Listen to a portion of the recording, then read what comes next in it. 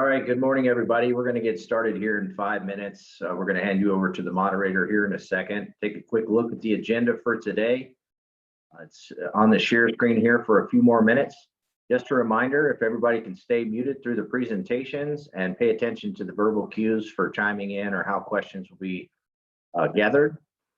We hope you guys have a good experience. If you're having any technical difficulties, take a look down in the chat and you can see a phone number to call to get that mitigated. You can also type in that chat in the bottom right if you guys need anything during this meeting that we can address for you on a production end. So again, here in a few moments, we'll get started, pass it over to Amy Ham, and we'll get going. Thanks.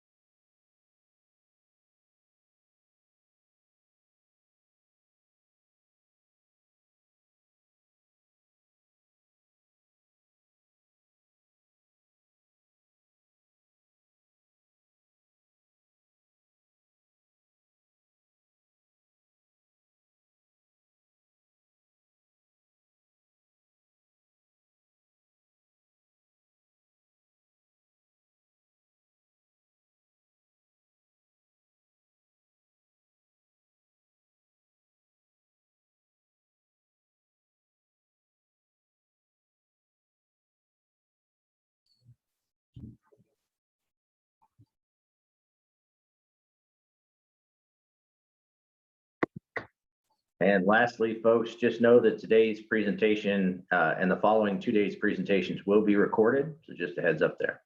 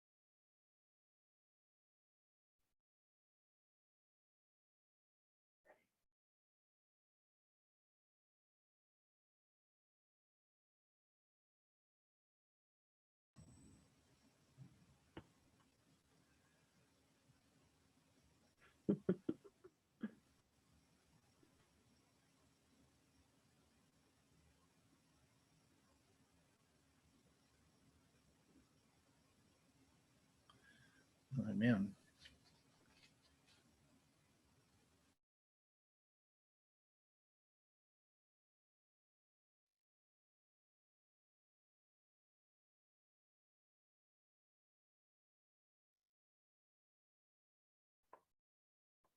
Let me start again. I believe I got muted.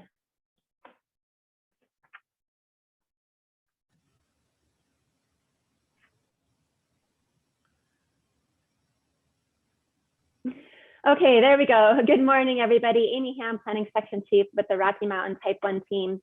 I'd like to welcome you to the 2021 virtual Rocky Mountain Incident Management Team meetings. I know this is a little different than what we've experienced in the past with COVID going on, but I'm glad all of you could join us here today.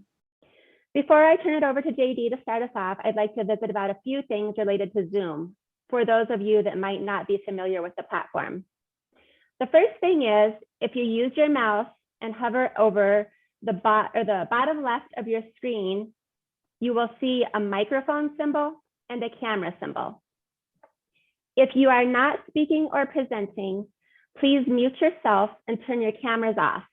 This will help with connectivity throughout the day, and hopefully everybody will be able to stay on if they do those things. And then if you move your mouse over to the middle bottom of your screen, you will see a chat. If you click on the chat, it will open the chat box on the right side of your screen. If you have a question throughout any of the presentations, please click on that chat and in the bottom right, enter your question. Then one of us will get back to you as soon as we can in the chat box with an answer to your question. Also, this meeting is being recorded so people can watch it at a future time if you do have someone that was not able to join us today. Another thing in the bottom of your screen is the icon participants. If you click on that, it will open a list of everybody you have in this meeting on the right-hand side, and you can view who is here. And then one last thing, if you hover over your name, you should be able to see 3 dots. Please click on those 3 dots and then rename yourself with your first and last name and your functional area or section. That will make transition to breakout rooms tomorrow much easier. If you do not get that accomplished today, don't worry, we will help you through that process tomorrow. Okay, with that, I would like to welcome JD Baker from Omni International. Welcome, JD. We're happy to have you today. I'll turn it over to you to kick this thing off. Yes, ma'am. I'm thrilled to be here. Can you hear me fine? Yes, we can hear you. And you can see me all the way over here in the Commonwealth of Virginia, which it's pretty amazing with the technology of today. Good morning, everybody. Again, I'm JD. I'm one of the Omni guys. If you've ever been on, whether it's Gettysburg, Staff Ride, Little Bighorn, I'm one of the Staff Ride guys. And I was asked to come on and kind of opening day for the Rocky Mountain region, you know what I mean, going off of baseball. So we're in the spring season. Other than playing baseball, you guys are going to roll around the country fighting fire again. That's a no-brainer. The world will catch on fire. That's something for sure.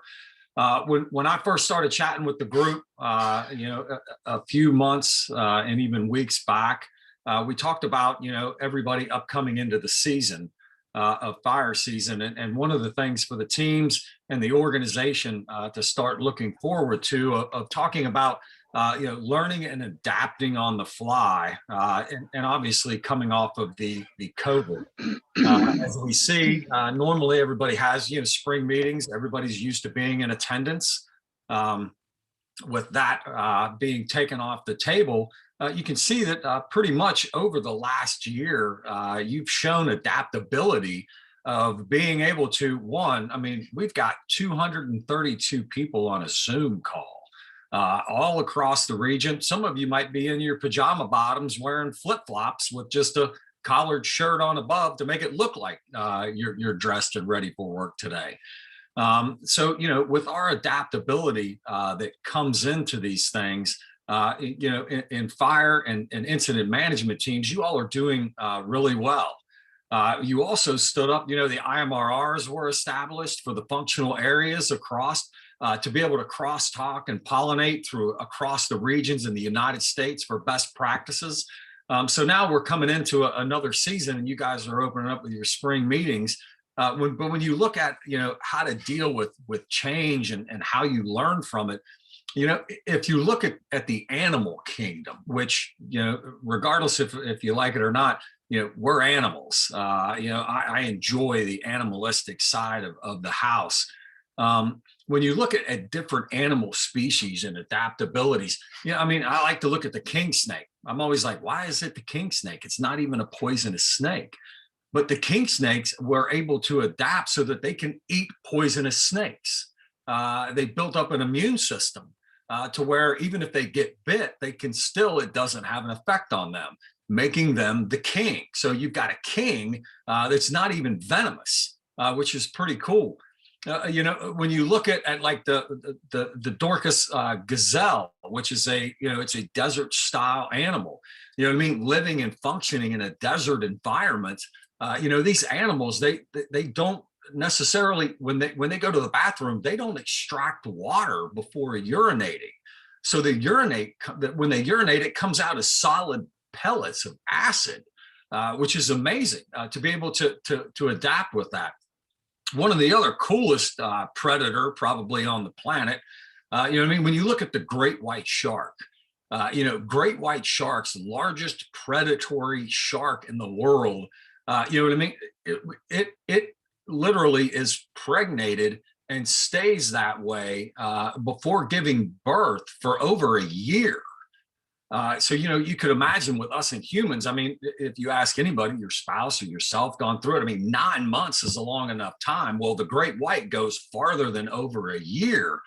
So when they give birth to the newly great white shark, it's already over 3 feet long.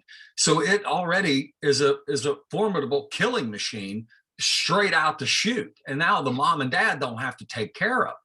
I mean, wouldn't that be amazing for us if we could hold them in the oven long enough to where they come out and we don't even have to take care of them? They come out fully functional.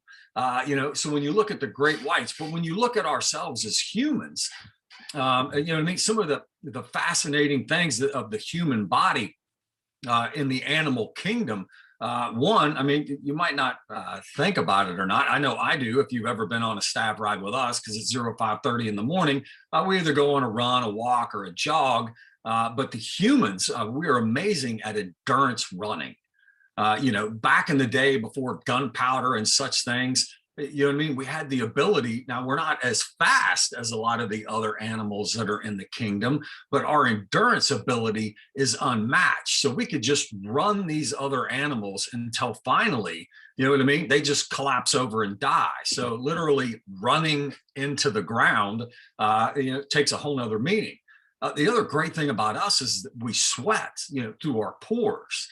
Some of these other animals in the kingdom that we're chasing down, you know what I mean? They can't. They're trying to run and sprint and pant. So other than us and horses, that's the way their cooling mechanism, which is amazing. And then probably one of the coolest things about us is we walk upright, which then frees our hands for, we can use, other things in there to be able to free our hands up to wield tools and throw weapons and fight fire and other certain things that we can do. So even though other primitives have the ability to understand trajectories of being of thrown objects because it allows them to dodge, no animal can aim and throw with the power and velocity as a human. So if you could imagine yourself as like Randy Johnson with a whole basket full of baseballs and rocks, hitting other people at 100 miles an hour with accuracy, on a plate. So when you look at us as coming into another season of humans, for thousands of years, we've been adapting and learning and overcoming all sorts of different obstacles. So COVID was just an obstacle. You know what I mean? And some of us, we are moved over with that, but we're still going to face it again coming into this season because it still exists. And it will probably, for the longest, for the rest of our lives, will still exist. Eric Carlson tells me I have 120 years, you know what I mean, of running around on this planet. So for at least another 60 years, I know I'm going to be dealing with COVID and what's next. Again, it's just another obstacle for us to overcome and adapt to. But the coolest thing when you look at us as humans and adaptability and being able to overcome obstacles is our hearing is specifically tuned for speech. So when you look at our hearing, we've got better hearing than any other primate brethren.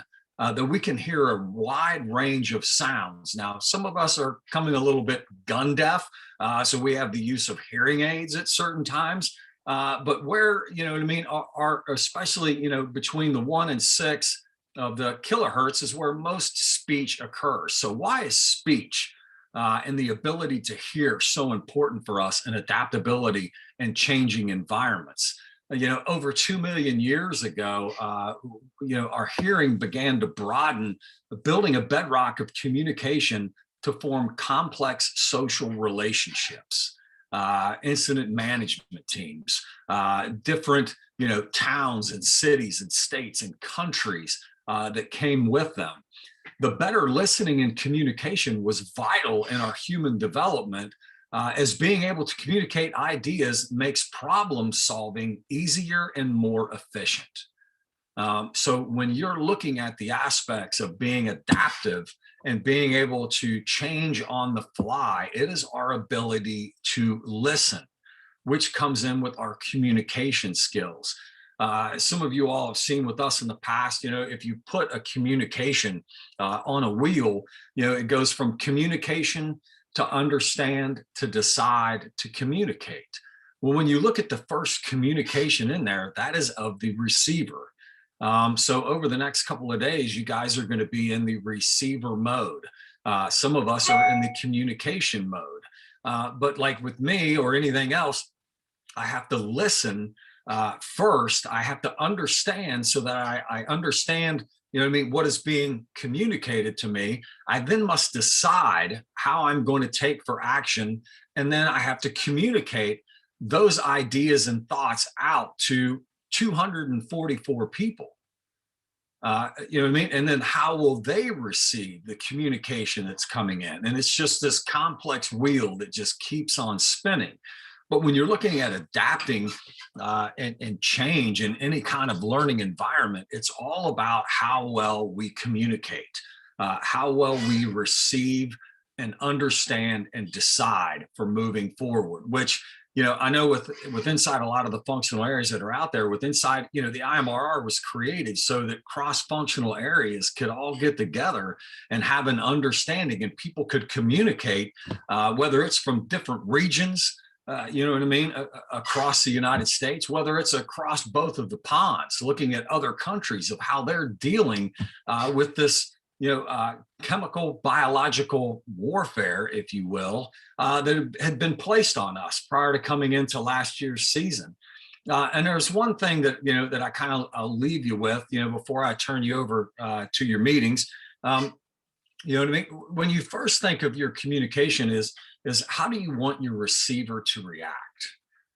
The receiver. So when you're speaking and you've decided and now you're gonna communicate that information back, is how do you want them to react? Because you can kind of know of how you deliver a message of how things are going to be reacted across the boards. The second thing is what do you want them to remember? When you look at us as humans, you know, what's the one thing that you want them to take back to remember? Now, hopefully, you know what I mean, with the 15 minutes that I've been chit-chatting with you guys, you look back at it, it's like, JD, what do you want them to remember? I mean, could it be the great white is born at 3 feet and is already a formidable killing machine? Well, you know what I mean, if that's what you remember, that's what you took away from it, then obviously, you know what I mean, of your reaction of communication, of adaptability, that'll just trigger you to remember that the key important for us for overcoming and achieving certain goals is our ability to communicate in the animal kingdom. So hopefully you do remember that. And then what results are you expecting? So with that, look at those 3 things of react, remember, and result. So when you do go to communicating, because again, these things that, you know, hold our glasses and sunglasses on the sides of our heads are the biggest factor for humans for entering in and adapting and overcoming in an uncertain environment, is our ability to communicate with others.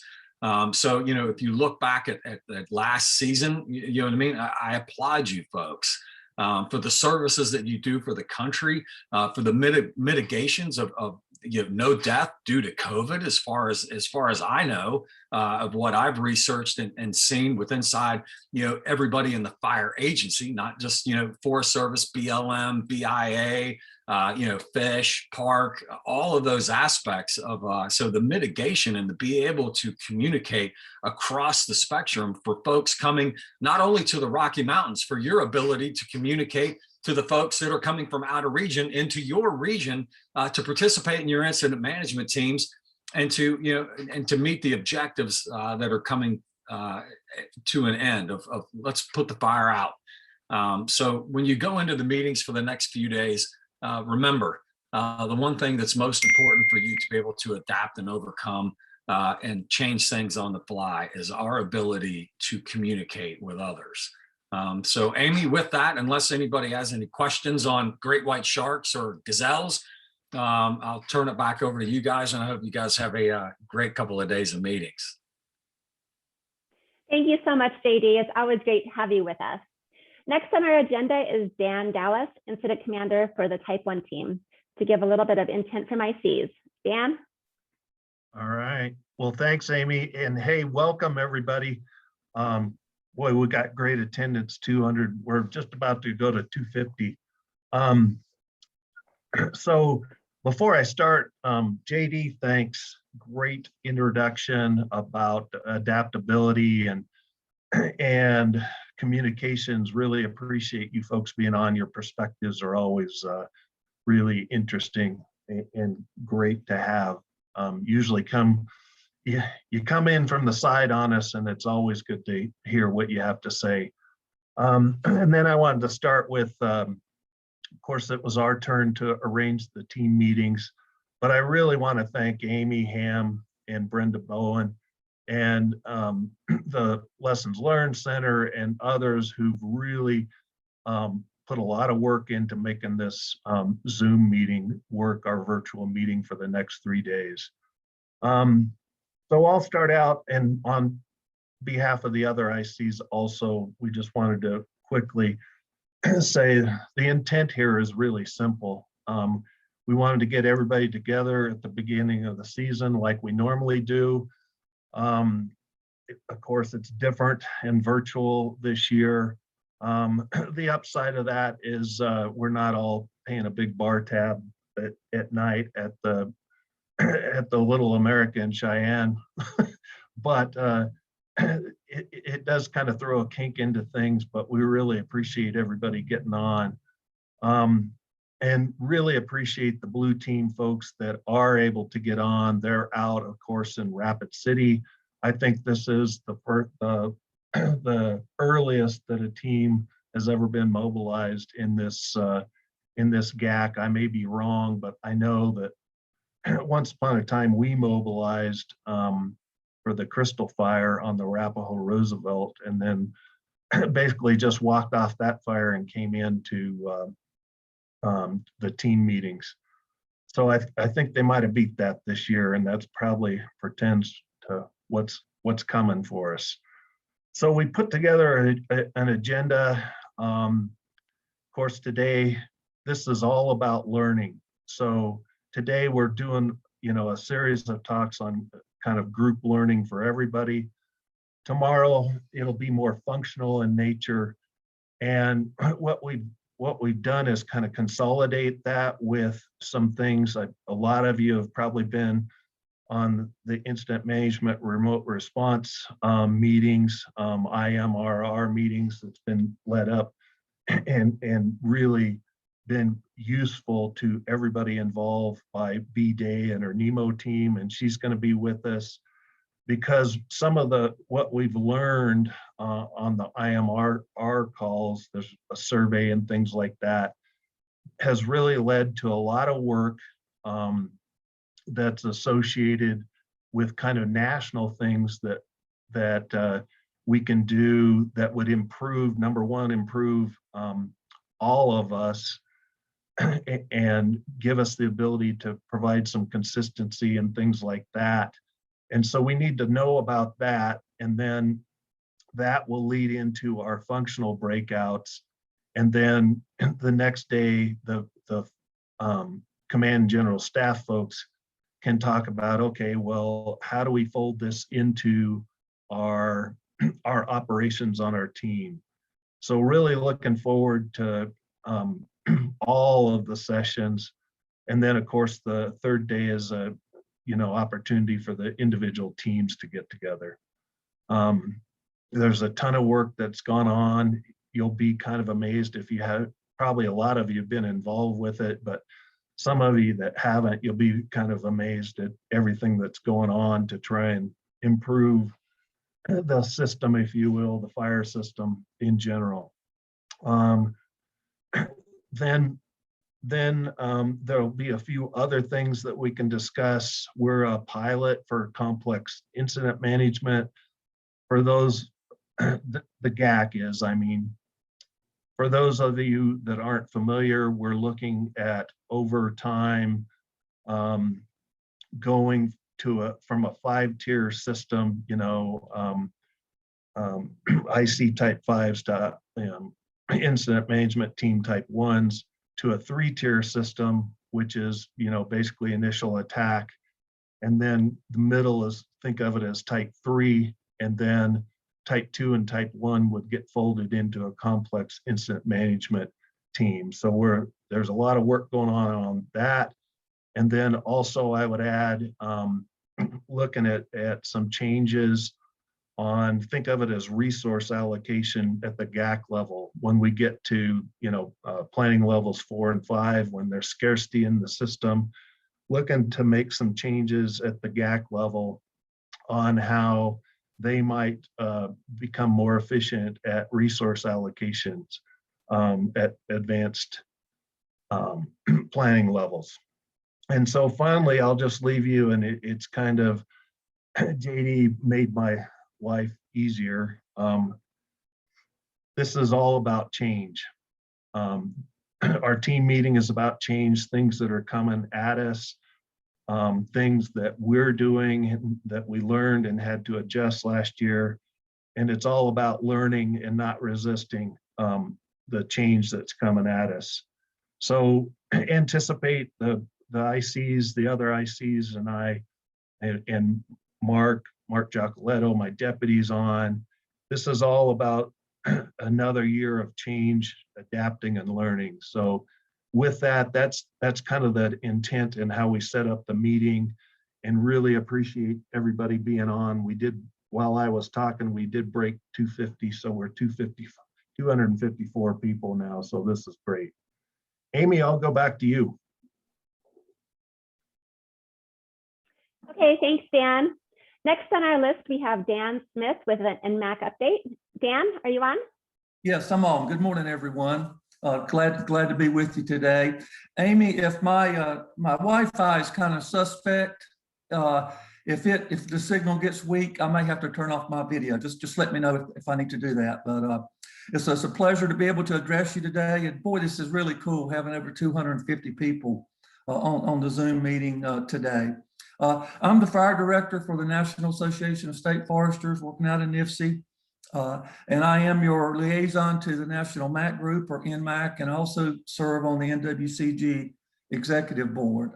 First of all, I want to thank all of you for your outstanding service and dedication, not only last year, but for your commitment to being on the incident management teams, and with that commitment required for that. Also, your coordinating group and your staff at your geographic area and unit levels, y'all just did a tremendous job last year. And I know you were, we couldn't find enough resources to send you, and you got real creative and did some really nice work there. Last year we were responded to less than the 10-year average of fires, but we burned over 10 million acres, and that was only the third time. And I think it's important to think back too that Alaska and the southern area especially had very below normal fire activity. So that's a tremendous amount of acreage for the western GACs last year. As you know, we had the 3 largest fires in the history of Colorado. Dan Dallas, the record he set at Pine Gulch didn't last very long. We also had a 1 million acre fire in California last year. One fire, 1 million acres. I often have time or have a hard time using the right adjective to describe some of these most recent fire seasons. Most of the summer, about 8 of the 10 geographic areas were in situations where they were asking for help. So resources were very slim and hard to come by. Last year about this time, we were all very busy working and developing COVID-19 mitigation measures. We had area command teams out working at geographic area, and I know incident management teams tiered off of those plans. And even back then, it felt like we were on PL4 with all the activity of getting that stuff done. But we did adapt. We made key interactions there, especially at NIFC. We've got this medical public health advisory team, which is sponsored by USDA, Interior. We've got CDC reps on that, National Institute of Health. We've got some NWCG committees represented in that group, the risk management group and an emergency medical committee. And they actually produced a lot of the guidelines and recommendations that were funneled through the Fire Management Board, NWCG, and NMAC. And there will likely be some revisions and some changes to some of the guides. And I know we've just received an update from MFAT that we're bringing that out soon, hopefully. And I know we recognized last year there was just additions and protocols, and we're aware of that, and we're trying to streamline it and be very, very focused on that. I think another positive adapting was the learning portal and the work we're doing now at NWCG training, being able to do the training virtually or have that platform. So that's working well. On the after action reviews for last year, I know B-Day is on later on with the IMRR group. That has been an excellent spin-off. But here again, another positive thing that happened because of us adapting. But a lot of things did work well last year, and we did have to build them on the fly. But most of the mitigations worked. A lot of positives on the virtual support, the smaller camps, the forward operating bases or spike camps, the virtual briefings, the way the caterers packaged the food, even the NIFC jet, leaving the middle seat open. And we were able to fly incident management team from Alaska on the NIFC jet last year. We hadn't typically done that, but the crew modules were very popular. And I know Rocky Mountain area, you used a lot of those last year, and that seemed to work real well. The surge aircraft, not only the federal fleet, but also what the states had added, that certainly paid dividends. And I know everyone is trying to staff that again this year. A few more observations. The utilizations of Type 2 crews was much better last year. And we were forced to do that because resources were very tight. But here again, I commend the Rocky Mountain area for the use of the Type 2 crews last year.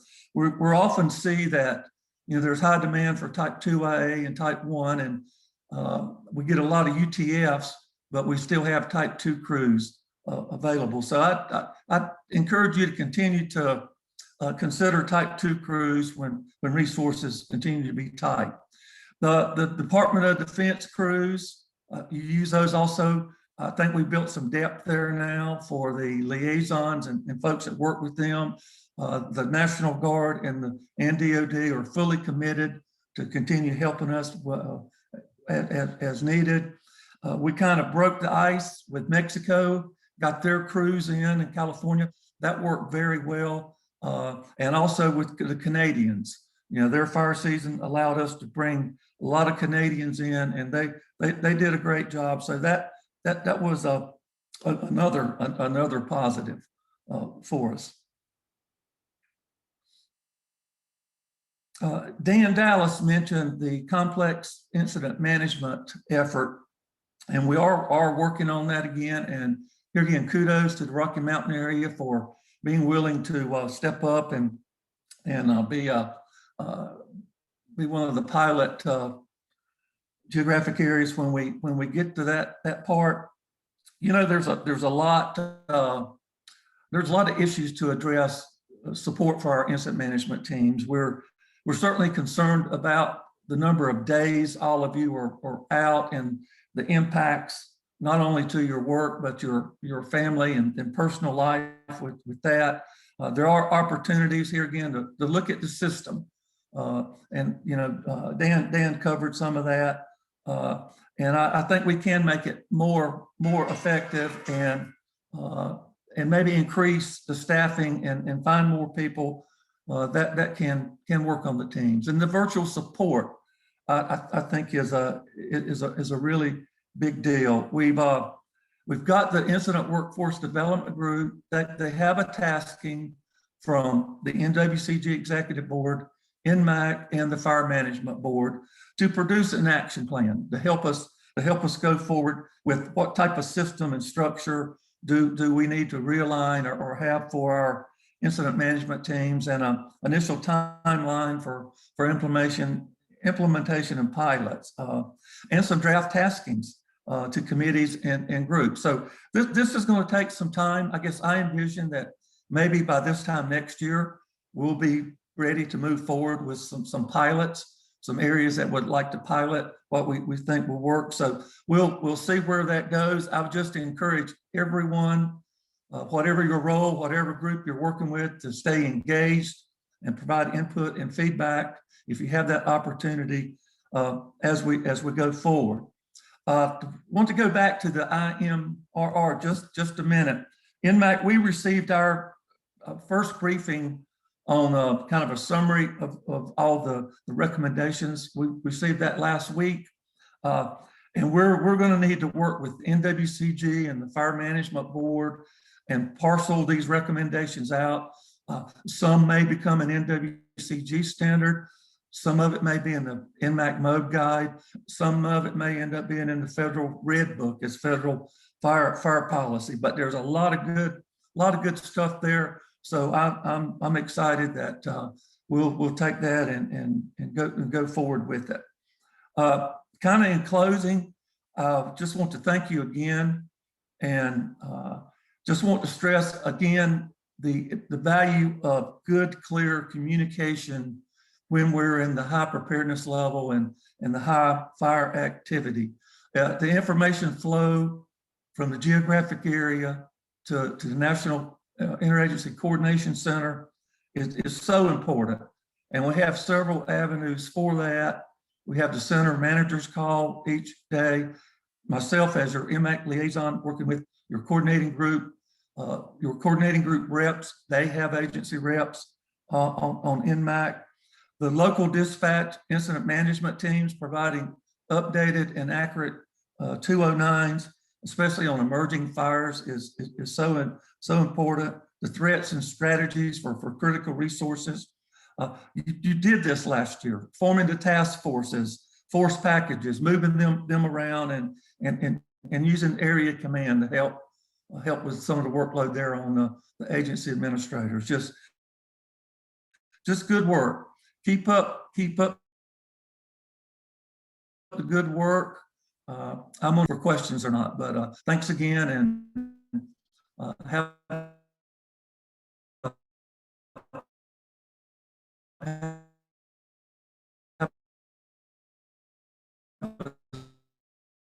safe year and good luck.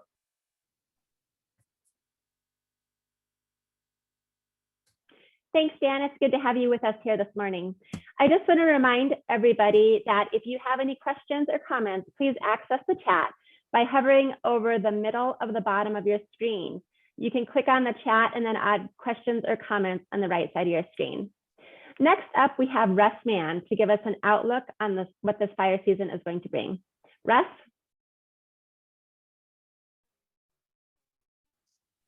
Yeah, hello, can you hear me? Yes, we can. Okay, let me get my screen share going here.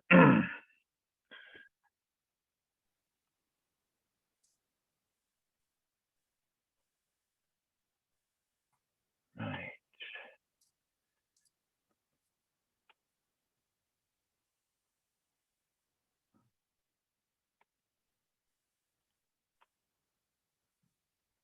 Okay. All right. So assuming that you have the Rocky Mountain area fire potential outlook, is that showing up okay? Yes, we can see your screen. Okay, great. I'm going to go through this fairly quickly, as a lot of this information is posted on the web from the latest issuance of this 4-month outlook. A lot of you are familiar with it, so I won't belabor it too much, but I did have some additional stuff to point out that isn't on the regular issuance of this 4-month outlook. So basically, for the in summary, for the above normal fire potential, northern South Dakota, northeast Wyoming in the short term for April, and also southeast Colorado, southwest Kansas, we're looking at above normal fire potential for the initial portion of the outlook, and then expanding into southwest Colorado in May, lingering over the southern plains, and returning to normal in northern portions of the area, and then an expansion as we get into the more of the core fire season across southern Colorado in June, and then spreading northward in July. So in temperatures, last few months has been flip-flopping. We've had January, it was warm over the plains. February, it was cold. And then March, we returned to above average. Meanwhile, Wyoming and Colorado have kind of been closer to average through the period.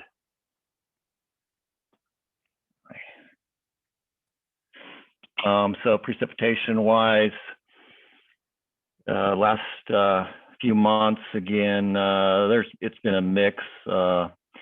Drier conditions, mainly west of the divide, and southwest Wyoming, western Colorado. A mix, marginal below average, but the driest conditions were over northern South Dakota. Overall, it's been persistently dry up there. We are looking at some precipitation in the short term, however, but it's definitely that's been the driest area, that northern part of South Dakota. Everywhere else, it's been getting some precipitation off and on the last few months.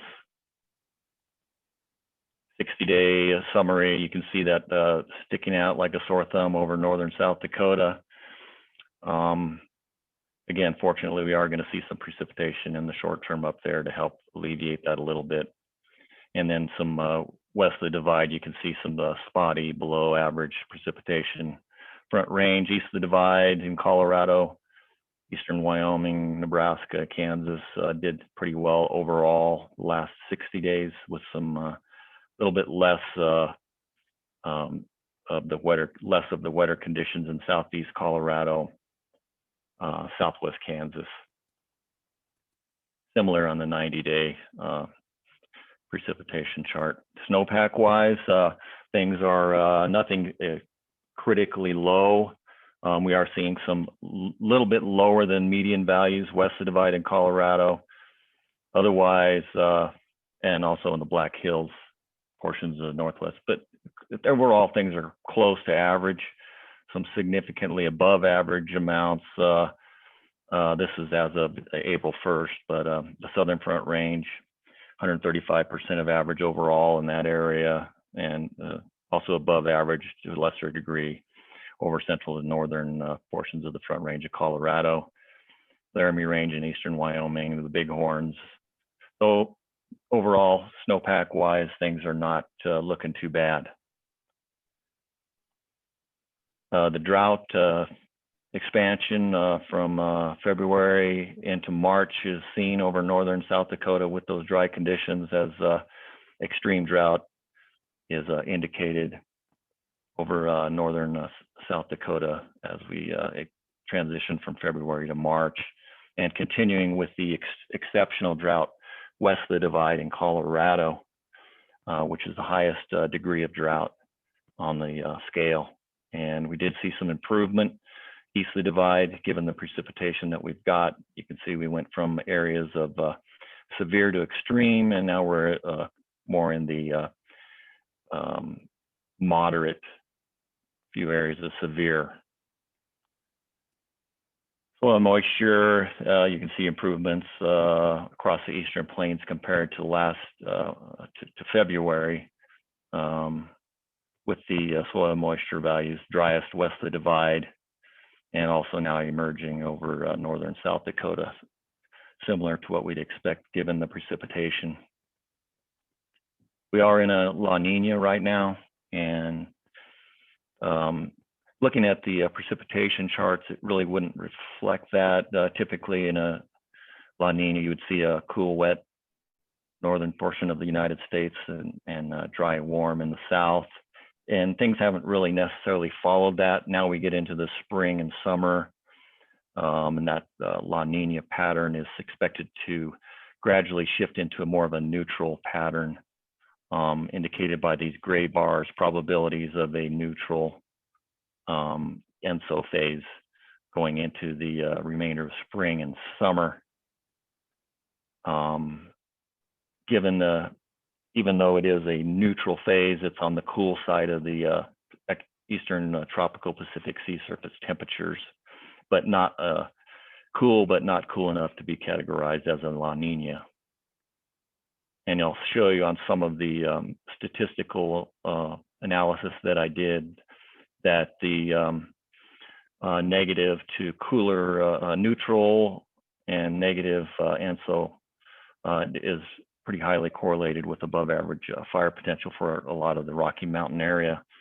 Even if we are neutral, in a lot of cases, it's cooler than average.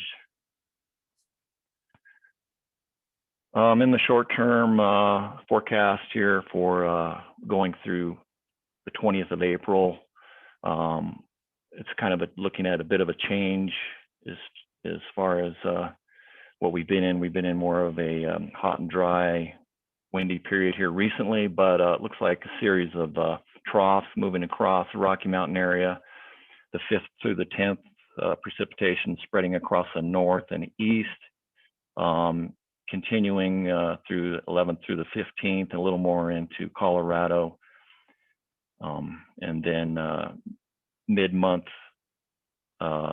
precipitation chances increasing over Colorado, Kansas, as some of these troughs moving across the area are showing on the latest model run, showing a tendency to dig a little further south than initially here in the month when we have some troughs moving across northern portions of the area. So there is at least some beneficial moisture indicated here on the for the next couple of weeks in the Rocky Mountain area. Long range Climate Prediction Center forecast. Try to get my timer up here. Okay. Looks like in the short term or medium range, April, generally below average precipitation, warmer temperatures across the Rocky Mountain area. So longer range forecasts have been indicating that for a while. And this is continues to be the case. April, May, June, you see a below average precipitation across Colorado, Wyoming, western portions of Nebraska and Kansas, with the core across southwest Wyoming into western southern Colorado. Warmest conditions in the south. May, June, July, looks like the tendency is for the drier conditions to shift northward. As you can see in the May, June, July, with less chance of the dry conditions, indicated probably a monsoon signal. As you can see, June through August, that dry belt shifts northward. So could be, looks like based on those forecasts, a lot of the above average fire potential, if anything, will be shifting northward with the initial, as I showed you earlier, with the initial above average in the southern portion of the geographic area. That's going to definitely be something we're going to need to keep an eye on with things shifting northward as the summer progresses. And I'll skip through this real quickly here. Okay, one of the things I wanted to show you here was looking at this last fire season. Just a very unusual, if you look, this is a 1992 through 2020, the Colorado acres burned during August. And as you can see, 2020 was just incredibly higher than anything we've seen in recent history. Very unusual fire year. Things got off to a very slow start and then late start. A lot of times our big fire seasons happen in June from fire acres burned in June, and this was very unusual, as you can see. Again, also in October, nothing even close to what we had this past October over the recent history. Very unusual year last year. So this is just a series of graphs or images showing the progression of fire season based on historical fire activity. And this basically just shows that a lot of the fires occur over the plains in the pre-green period in March. April starts to decrease a little bit, shifting into Colorado. Green up, wetter conditions overall in May, usually fires decrease. Start picking core fire season. You can see that front range of Colorado in June. A lot of, historically, we had bigger fires in June over the front range of Colorado, indicated with the more fire activity indicated by the red. Overall in Colorado as well, and to a lesser extent in northern portions. Things shift northward in July, typically. Much of western South Central to western South Dakota, northwest Nebraska, Wyoming, Colorado. A little bit of a decrease in the southern front range. Again, just go through these quickly. This is the current April above average, and then things shift. That's what the plan is as far as the forecast, shifting northward. Thing definitely going to be, as far as from my perspective, I'm going to be looking at keeping a close eye on this, and I probably have a bit of a hair trigger on increasing this risk with subsequent issuances. If I see signs of above average potential and any drought developing, I'm going to be a lot more likely this year to increase that risk across our area, given that we are in an ENSO neutral to negative cycle. And I'll show you here that a lot of times for a large portion of our area that above average fire potential does result. So I am keeping a close eye on that, but this is the current outlook that I have.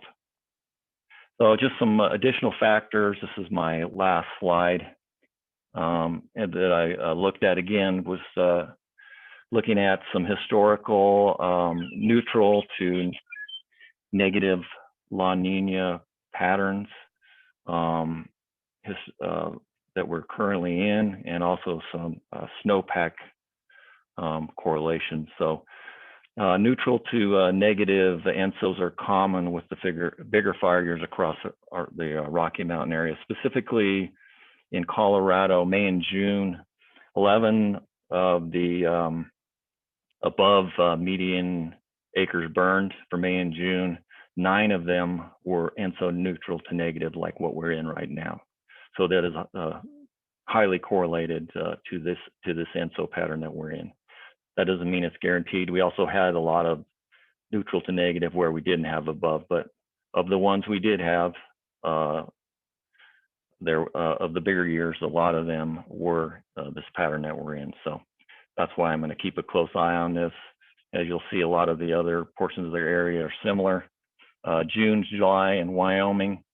11 of 13 we're in this pattern that we're in for above for the bigger fire years. Black Hills, 6 out of 6 of our bigger fire years in June and July we're in this pattern. Northern Plains, 5 of 9. Central Plains, 5 out of 6. And the Southern Plains, 10 out of 12. So March and April for that Southern Plains area. Now we haven't really had above average here in the Southern Plains in March, but activity did pick up late in the month and has been picking up in early April as well. So that although it didn't really pan out as far as having in some of our bigger ENSO neutral negatives, it didn't really pan out this year, but things have been picking up lately. So otherwise, snowpack is also indicative of increased fire activity, not as highly correlated as the ENSO cycle. For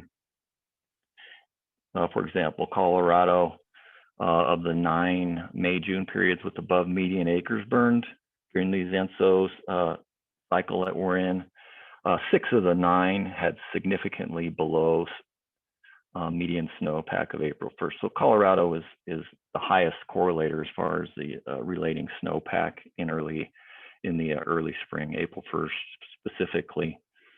So 6 out of the 9. Now this year we're not below.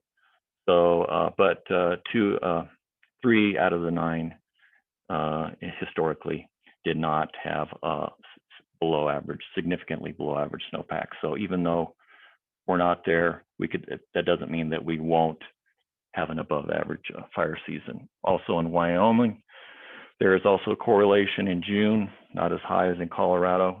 2 out of the 4 ENSO cycles that we're in had a significantly low snowpack. So there's some correlation, but in July, when Wyoming gets into typically gets it into more of their fire activity, only 1 out of these 7 ENSO bigger fire years did have a low snowpack. So 6 out of the 7, those 6 out of those 7 bigger fire years, the early spring snowpack wasn't even below average. So it's for July, the snowpack is not a real big indicator. In any case, it is average, as I showed you earlier. The snowpack is near average. And that doesn't, and so this does not mean that, oh, we're average snowpack, so we're okay. So this shows that 6 out of those 7 indeed didn't even have below average. So we're definitely going to keep an eye on things as far as expanding that above average fire potential.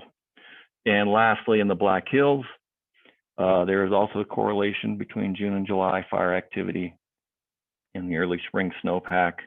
Again, not as highly correlated as Colorado, but there is some correlation. June and July fire activity shows 3 out of the 6 ENSO neutral negative years had significantly low snowpack as of April 1st. So 3 did have below, significantly below, and 3 had average or higher. So this year we're average. So we are ENSO neutral to negative. So even though even though the snowpack isn't critically low, that doesn't guarantee by any stretch that we'll have a average or less fire season up there. So we will continue to monitor things and hope for the best as far as fire activity. So that is all I have, and I'm open for questions if anybody has any. Hey, Russ, thank you. We do have one question in the chat if you'd like to type in a response so we can keep that in there, so we can track that. Okay. Anything else for Russ from anyone? Well, it sounds like we have the potential to have a busy season. So thanks for that update. Okay, thank you. Next up, we have James Champ here with us from the Hot Shot community. James, it's all yours.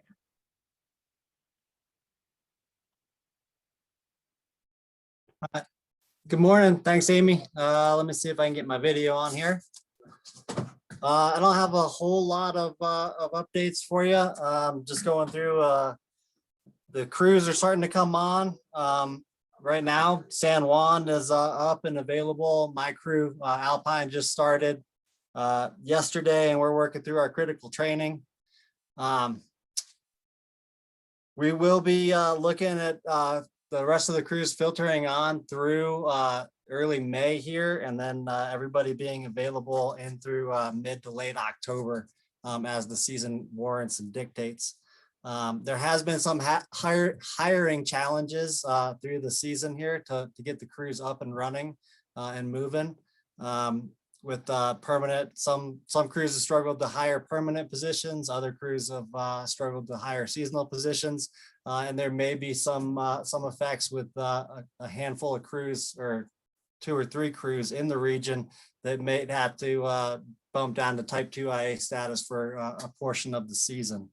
I know last year at this time we were working and opening some lines of communication with the RMA teams. I thought that went really well, speaking to JD's adaptability and learning. We really, this region, from my perspective, and the RMA teams really did well to create a new system, a new way to operate that really worked well for the R2 hotshot crews. And speaking with the rest of the superintendents, I think that there's a lot of stuff that we would like to see move forward and continued for the upcoming season, namely being the remote check-in, remote demobes, spikes versus camping or coming into camp. That really worked well for folks to eliminate drive time and eliminate exposure from COVID. That being said, there's a lot of stuff that's coming back more towards normal with crews being vaccinated and moving back towards not being as self-sufficient. Last year, we were aiming for 5 days of self-sufficiency for the hotshot crews. There will still be some crews in the region that will be able to accommodate that 5 days, and there will be others that will come back to the 48 hours. So I guess the takeaway from that is as you're ordering hotshot crews from in region, it's going to be those open lines of communication to really figure out what you're wanting for your incident and what crew you're getting and what their capacity will be. And if there's any questions on that, I can get you the specifics on what crews are doing what as needed. Other than that, as long as there's no questions, I really don't have a whole lot of other updates for you, but we will be coming up and ready to go out and support the region and fighting fire.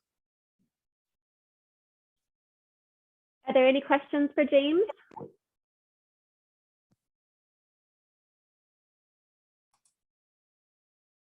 If anybody does think of anything, you can always type it into the chat box later too. We'll be monitoring and we can get it to James so he can answer. Thanks a lot, James, for that. We look forward to seeing you out there this summer. Okay, we've come to the point in our agenda where we get a break and can go refill our coffee. So everybody take 10 minutes, be back at 10:10, please.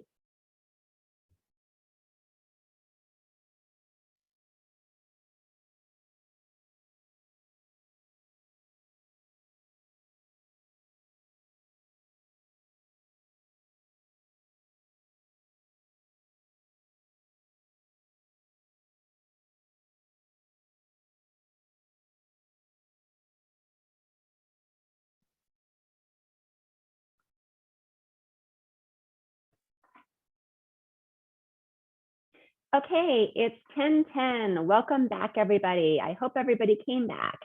Next up, we have Jessie Bender. I'm sure a lot of you have heard about the complex incident management teams and the possible transitions through that. So she is going to give us an update on what that process could look like. Jessie, are you out there? I am. Yes, thank you and good morning. So again, I'm Jessie Bender. I'm the publications manager for the National Wildfire Coordinating Group, NWCG, and I am the chair of the Incident Workforce Development Group, which I'm going to share a presentation with you guys this morning, and I'm going to drop that link real fast into our chat here so that you can follow along at your own pace. You can actually look at the details and the data that's there, because I'm not going to go through that in a super detailed fashion. And then also, it's important, I think, for you to know that this is something that we're going to be updating as we move through the process and through our recommendations and our work. It's not intended to be a snapshot in time, but to be a product that you can come back to for current information as the group proceeds. I do want to point out that Mike Hayden is a member of our group, and of course he's here on the meeting today, and he's a member through his association with CGAC. CGAC has 2 seats on the IWDG, and Mike has one of those. And Mike, I'll definitely say now, please don't hesitate to jump in and help me along the way here, or to answer any questions as well. Mike's been a real strong advocate for both the Rocky Mountain area as well as for the Coordinating Group Advisory Council. So I appreciate his involvement. Will do, Jessie. Thank you, Mike. Okay, so going to the story map now. The first part links you to our website. And so what I want to point out about that is that there is also a link on our website to this story map. So if you go to one, you can find the other very easily. And our webpage has our charter, has the story map, has all the memorandums and meeting minutes that we've had, as well as our full membership roster there. So please don't hesitate to check that out and learn more from it. IWDG was jointly chartered by NMAC, the Fire Management Board, and the NWCG Executive Board about 2.5 years ago. And our efforts are a continuation of previous groups, including Evolving Incident Management, EIM, which most folks are pretty familiar with.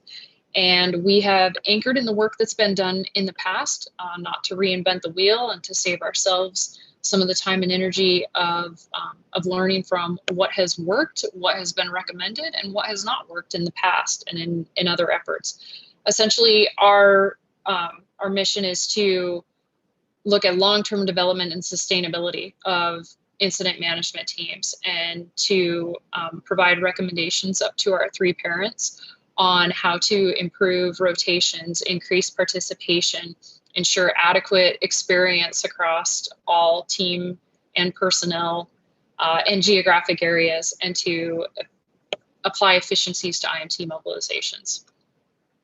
Our membership is not based heavily on agency representation, but on group membership. So I mentioned CGAC, the National Incident Commander Area Commander Council holds a couple of seats. NWCG committees, most noteworthy is the Incident and Position Standards Committee, which oversees the PMS 310-1. They have representation as well. And then we have a couple of agency representatives on our group also. In looking at the data and in talking with ICs and coordinating group members and IMT members and the full spectrum of stakeholders involved in the use, management, and rostering of IMTs, we just continue to see increasing challenges in doing all of those things. The data shows us that Type 2 teams take the bulk of the assignments, 66% over the last 10 years.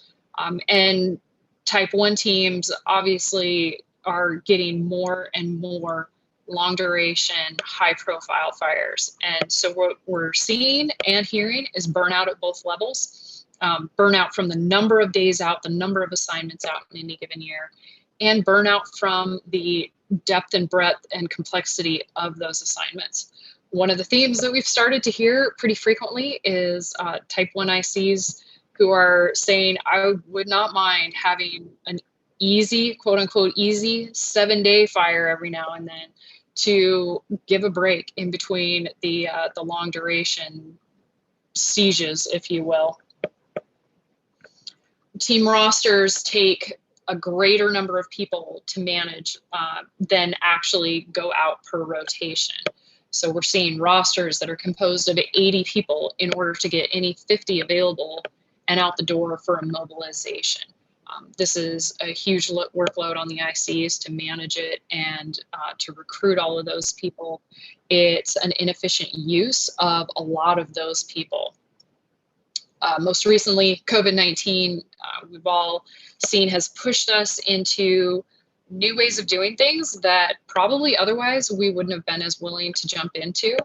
And that for IWDG has been a bit of a silver lining for us. Folks are, if you will, the system is breaking even harder than ever because of COVID-19 impacts and mitigations. And folks are more willing to think outside the box and do things differently because we just have no choice. So things like virtual and remote work in the past year took off and were not as bad as some people expected them to be in previous recommendations and conversations. And in the past several years, we've experienced multiple instances where we're at PL5 for extended duration and we're running out of IMTs. And as a result, we're asking local units to carry a heavier load, managing a high complexity incident for a longer time, either with their local resources, their IA resources, or little to no resource. And we're asking type 2 teams to step up and take fires that are legitimately type 1 complexity fires. And again, we're asking type 1 teams to be out longer and more assignments during the year than in the previous decades. And type 3 teams are being asked to handle a huge part of the workload too. They're being asked to step up and hold on to type 2 or even in some cases type 1 fires that are extremely complex, but without any other alternative. They've got to hold on and do the best that they can. Here is where some of the data comes in, and I do want to point out one thing as I scroll through this, that these IMT membership composition stats are a representation, but not the whole for the country. We did a data call and we only got that back from 5 geographic areas. We're gonna make another data call here in the next few weeks and are hopeful that we'll get more and hopefully everybody. So you'll see this data updated in the not too distant future as well. You can see heavy Forest Service representation, but one thing to keep in mind is that that includes ADs who are sponsored through Forest Service. And the breakdown of actual employment type is seen in this next chart. So you can actually see federal versus that AD versus local government and state. The next series of charts show IMT usage by geographic area and then agency for the past 10 years. And I'll let you guys look at that at your leisure. Okay, so after all this data, after all the conversation, and anecdotes are just as helpful in some of these big strategic conversations as hard data is.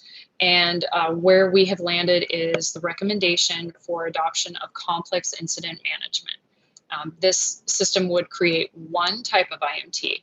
And what I really want to stress is that the push is not everybody becomes type 1. The push is that everybody becomes one type of team. We have addressed this in memos just a little over a year ago to both ICAC and CGAC to ask first and foremost for leadership for that change. We need our stakeholders to be on board and to be participants in this. IWDG is a strategic entity. We have no teams under our jurisdiction. We have no people to tell what to do. We are dependent upon our membership and representation and upon our parents to help us enact any of this tactically. The devil, of course, is in the details, and that's where we're leaning heavily on our members to help us with those details. In these 2 memos that you see linked here to CGAC and ICAC, we asked for some very definitive components of what this system change would look like. Any number any one of those could have been a single recommendation in and of itself. But what we all came to as a collective group is the realization that we've got big problems. They're just getting worse. They're not getting better. They're not going away.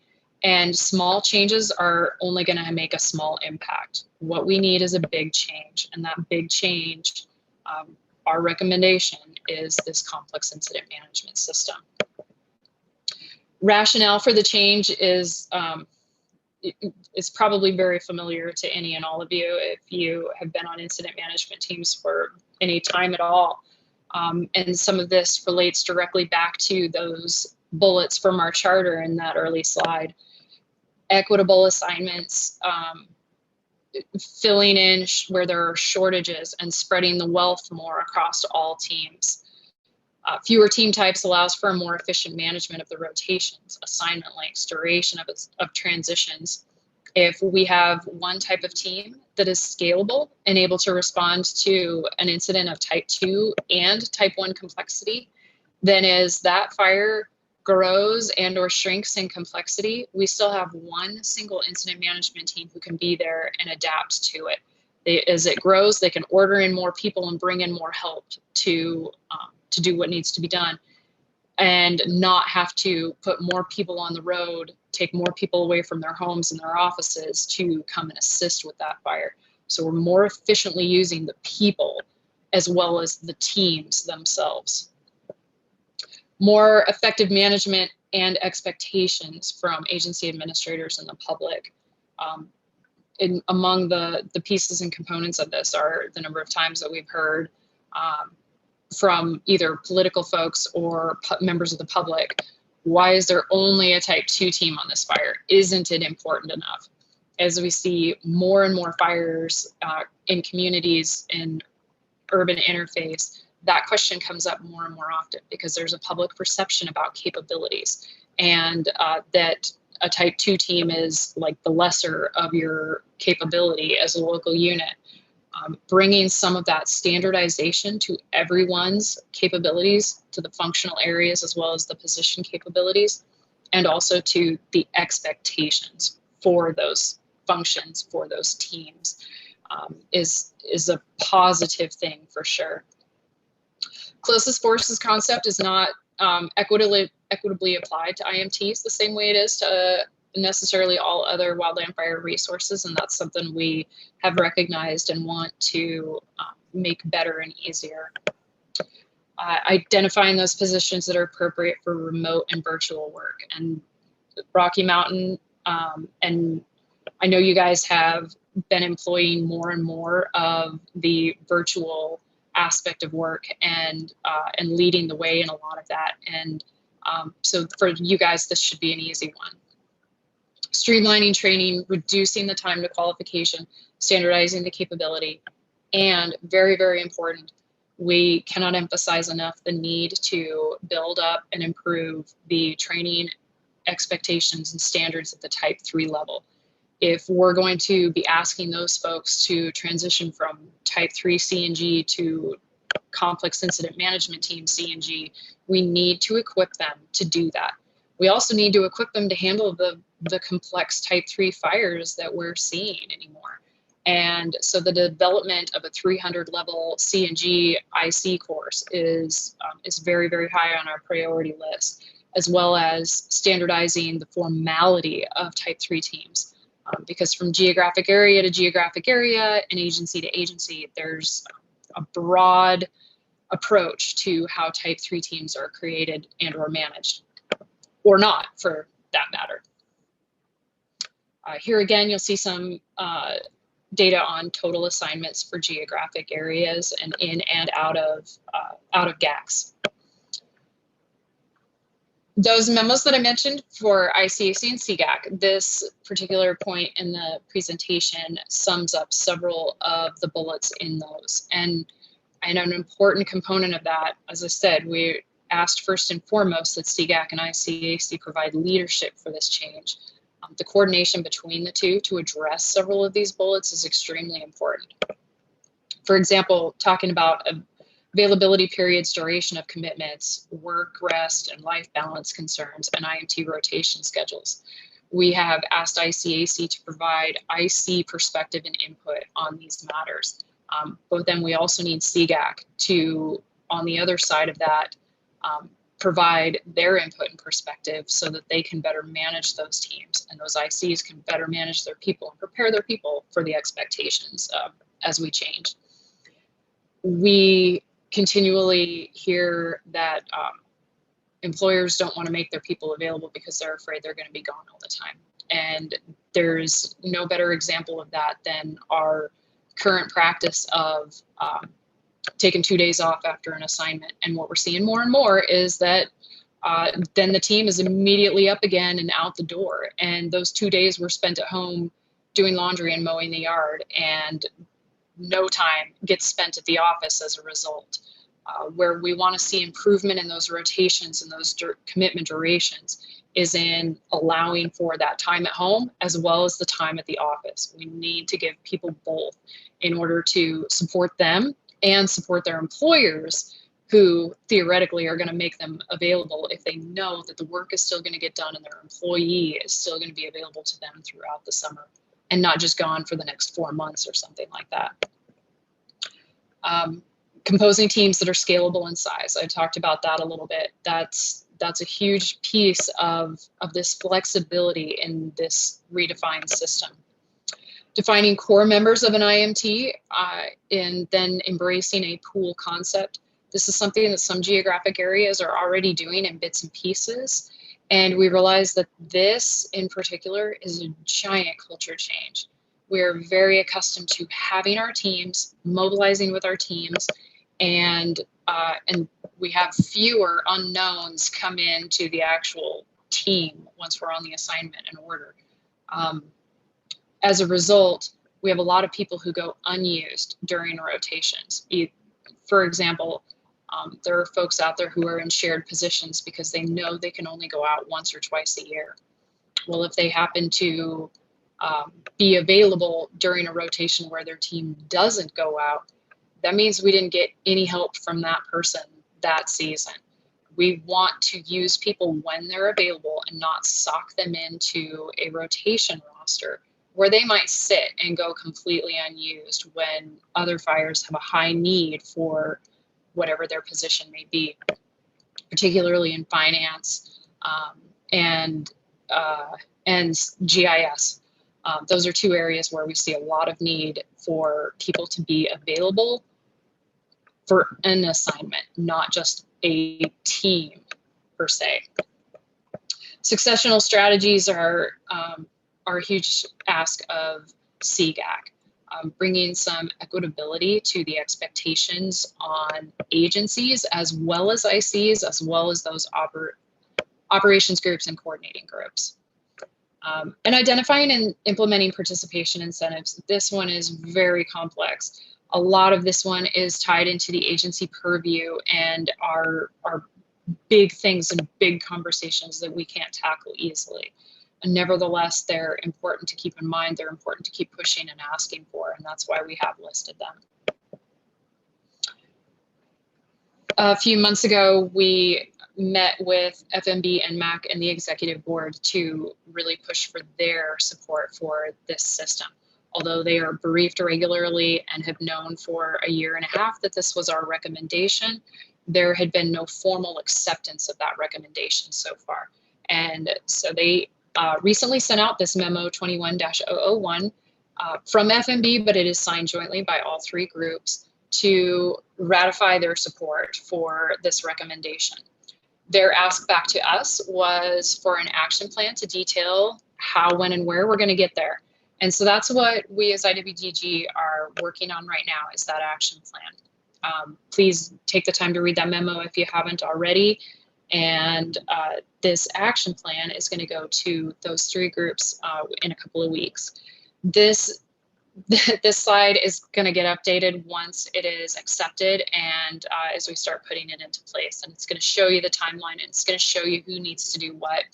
The handful of bullets that are listed here is just the tip of the iceberg of what needs to be changed, and we know that.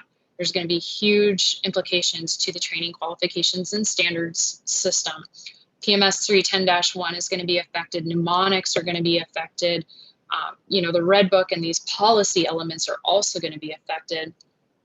And pulling all of that together in a series of taskings so that the right responsible group for each of those items knows exactly what they need to work on and address and when they need to do it.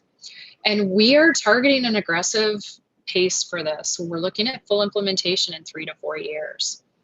And a big piece of that is the willingness of geographic areas and IMTs to pilot a lot of these ideas.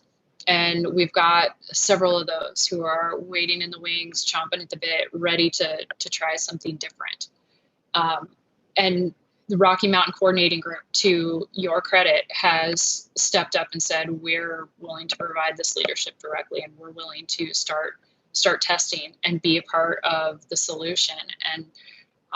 And we as IWDG know, and your coordinating group knows this, we had this very conversation with them, it's not all going to be roses and butterflies. There's going to be some potholes along the way, and we're expecting that. We've got what I feel like is a very solid action plan, but I know that everything is not going to work out in reality the way it's looking on paper right now. And that's where our reliance on that willingness to pilot it, to try it, and to give us the feedback is so important. We do not want this to be a directive on how to do things. We want this to be a mutual conversation at all levels on how to do things best. We know that the system needs to be changed. We've got a really good recommendation for how to improve it, but we need that testing and we need that feedback to ensure that we do it well and that we do it right.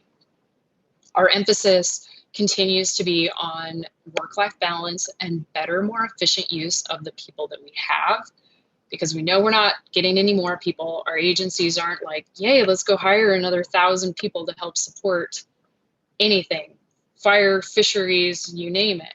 So we need to more effectively and efficiently use the people that we have now. And that's a big goal of ours. We also recognize that this change is extremely hard on all of us right now. It's a culture shift for us. It's a mindset for us. It's 100 years of tradition that we're up against. But the folks who are coming in after us, the newer employees into our agencies and workforce, have a different perspective. And for them, as they come up through this proposed system, they're not going to know any different. And they're going to find ways to improve it too. And in 30 years, they're going to be like, what the heck were those people thinking? This is so broken. And they're going to have to fix it again themselves. But that is the biggest recognition that we have had, is that our system has not adapted in a very long time, and it needs to adapt and it needs to change. And again, small changes are only going to make small difference, and we need a big change to make a big difference right now. Finally, we have a handful of additional considerations. These things are out of our direct charter, direct purview, but they are items that we can't have any conversation about how to manage IMTs well without these things coming up.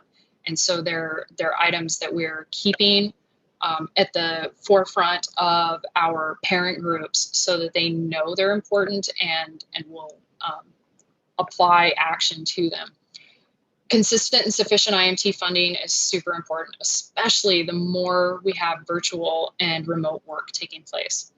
And hand in hand with that is a need for national level support for IT, affordable IT as well. And then finally, increased recruitment of non-fire employees. One thing IWDG has done to directly impact this particular bullet is tasked through the NWCG Executive Board the development of standards for recognition of prior learning.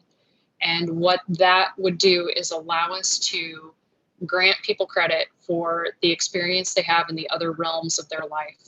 The perfect example is folks coming in from the military to our agencies who have vast amount of experience in logistics and in finance and in communications. And instead of recognizing them for the work and the skills that they already have, our current system says, "Oh, that's nice, but you start at the bottom with this task group here and you're going to work your way up." And we're discrediting so much of the background that they have and so much of the value that's already there. And that's a frustrating situation for all of us.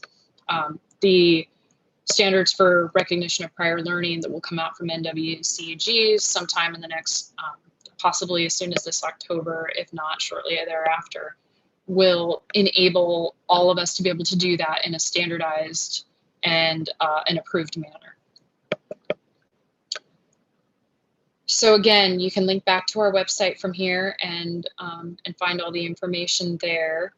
And Mike, I want to give you the chance to jump in and add anything before we open up to questions and conversation. Thank you very much, Jesse. Greatly appreciated.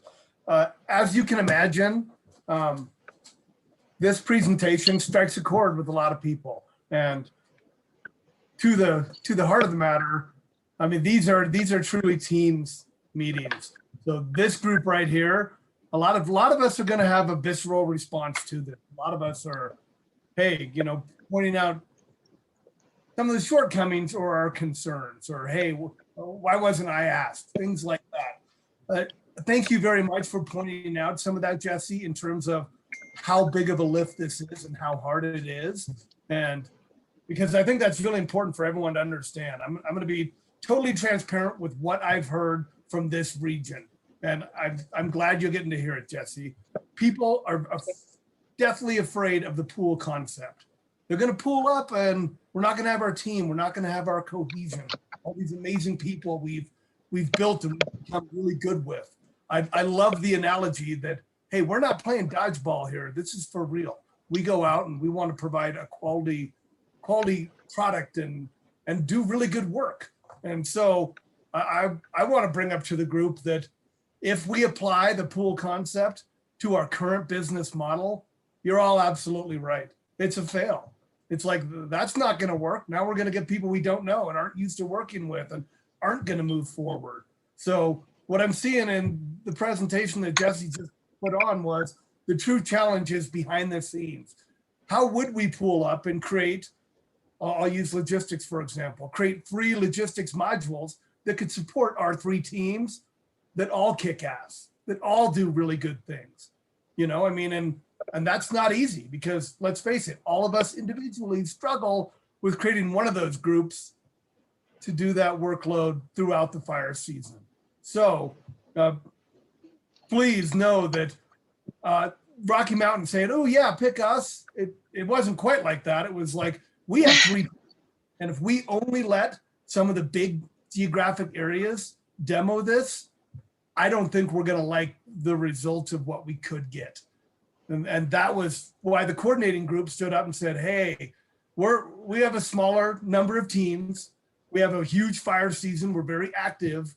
Maybe we can provide some of this input to change some of the business practices that would actually make things work. Because at the end of the day, we're not going to be able to fully staff up and go out and keep going.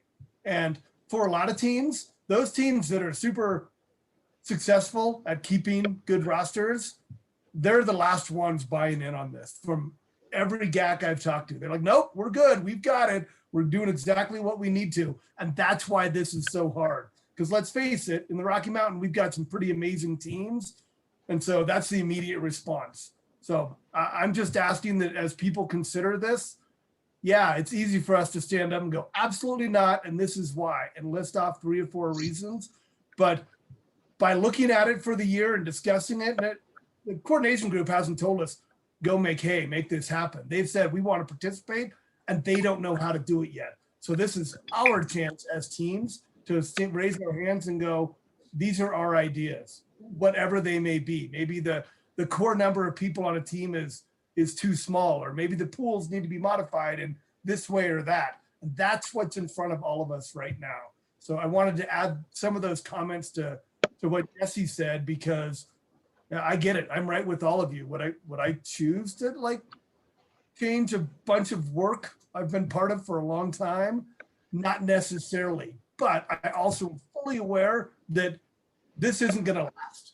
You know, maybe we can hold on to 1 or 2 great teams, but it's not going to last nationally. and it doesn't buy future generations of people in all of our jobs what they deserve. So thank you for giving me a few words, and I'll hand it back to you, Jesse. Mike, thanks. And I think you really hit on an important point there, that teams that are already building strong rosters and are very successful and desirable teams are less accepting and willing to jump into this boat. We all know there are teams out there, and we don't have to name their number IC or color, but we all know there are teams who people are more reluctant to get. And that's because there are weaker members on the team and or weaker composition as a whole. And one of our desires is to bring everybody up to a higher level so that everyone is viewed as being fully capable of the assignment, because we're strengthening all the teams by spreading those strong people around. It's not, I'll be the first to say, I'm a team person. I like to work with the people I work with, and it's a joy and a pleasure. But the fact of the matter is that our system is not going to continue to work into the next 20 years at this rate. We need to change, and we need a new cultural expectation, as Mike said, for those who are coming in behind us. We don't want to create a mess that they have to inherit. We want to try and fix it now.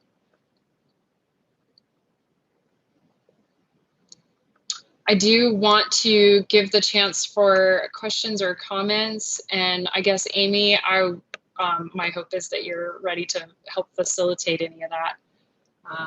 And it looks like the questions in the group chat so far have been answered. Thanks, Dan Dallas, for jumping in there and helping answer that Rocky Mountain specific question as well. Yeah, we've got just a few minutes left before our next presentation. So if anybody has a question, feel free to jump in. And if you don't want to ask it out loud, you can always type it in the chat, and then we will answer that and get back to you at a later time. Hey, Amy, this is Dan. Dave Lucas has a question.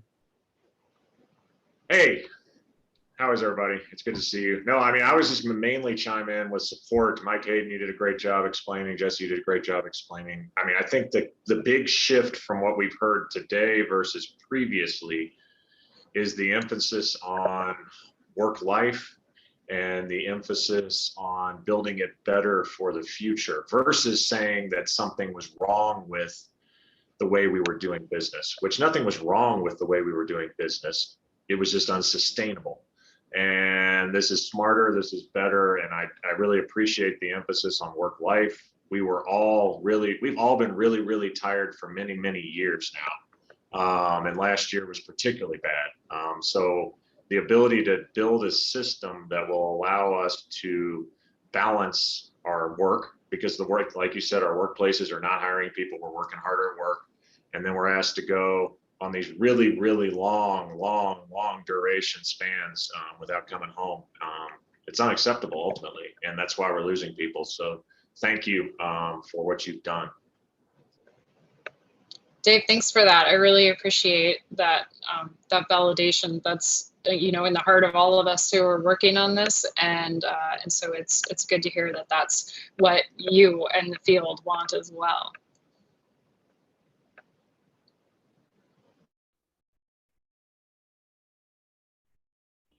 Is there anything else? If you have questions later on, we can provide you with Jesse and Mike's emails as well if you don't want to ask a question today.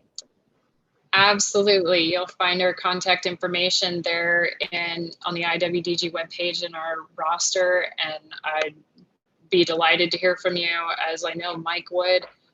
We very much want this to be something that is a two-way conversation, not a directive down. And so please share any thoughts or feedback you have with us. Thank you so much for your time this morning. I really appreciate it, and look forward to visiting with you all again sometime. And thank you, Jesse. A lot of people have already reached out, and they're not gentle with their comments, and we don't need to be. We have all season to talk about this. So now we all have the same baseline to move discussions forward. Thank you. Amy? Yeah, thanks. Yeah, thanks a lot, Jesse. We really appreciate your hard work that's been put into this. It's going to be a process for sure. Yes, thank you all.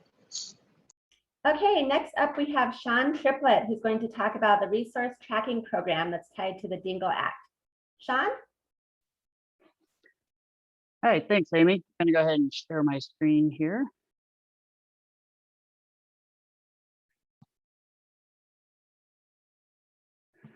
Can you see my screen? Yes, we can. All right, great, thank you. All right, well, good morning. My name is Sean Triplett. I work for the Forest Service at the National Interagency Fire Center, and I'm going to be talking to you about the resource tracking portion of the Dingle Act. So the Dingle Act was passed 2019 and primarily focused on land management and hunter access and a lot of other portions, like 400 pages of it. But neatly tucked in the middle of the Dingle Act was a section 114 that dealt with wildfire technology modernization. And within that, there was a requirement that came across for the wildfire agency, so directed at the secretaries, so secretaries of Interior and the secretaries of Agriculture, along with our state and local partners, so all firefighters, to evaluate and or pilot resource tracking or firefighter tracking. I'll get a little bit into that a little bit later about the ambiguity of the term firefighter tracking. So to facilitate the pilots in evaluating tracking systems, an interagency group was chartered under the FMB, the Fire Management Board, and it involves the Forest Service and the Interior Bureaus, so BIA, Fish and Wildlife, National Park Service, and BLM, as well as our state and local partners. And we also had participation in that group from other entities, so the dispatch community, the operations community, the aviation community. So not just focused on the agencies as a whole, but also some of the specific business areas in logistics had those come along too. One of the key things about this was it was an unfunded mandate. So the Forest Service worked to find some funds. We were able to put together a contract to meet basically the initial intent of the Dingle Act, which is the pilots. So getting out and piloting tracking devices and then taking the tracking feed itself and putting it into the common operating picture so we can get an idea of what this looks like when you start putting devices on firefighting resources. So really the primary intent of this project is to meet the requirement of the Dingle Act, because it's an unfunded mandate, but to also collect information out of the pilots, one, for us as a learning opportunity, but to also to build a knowledge base to share with leadership that says, basically, we want to go back and say, to track firefighting resources, we want to, it's going to take this. It's going to take funds. It's going to take communication equipment. It's going to take probably some FTEs or contract support.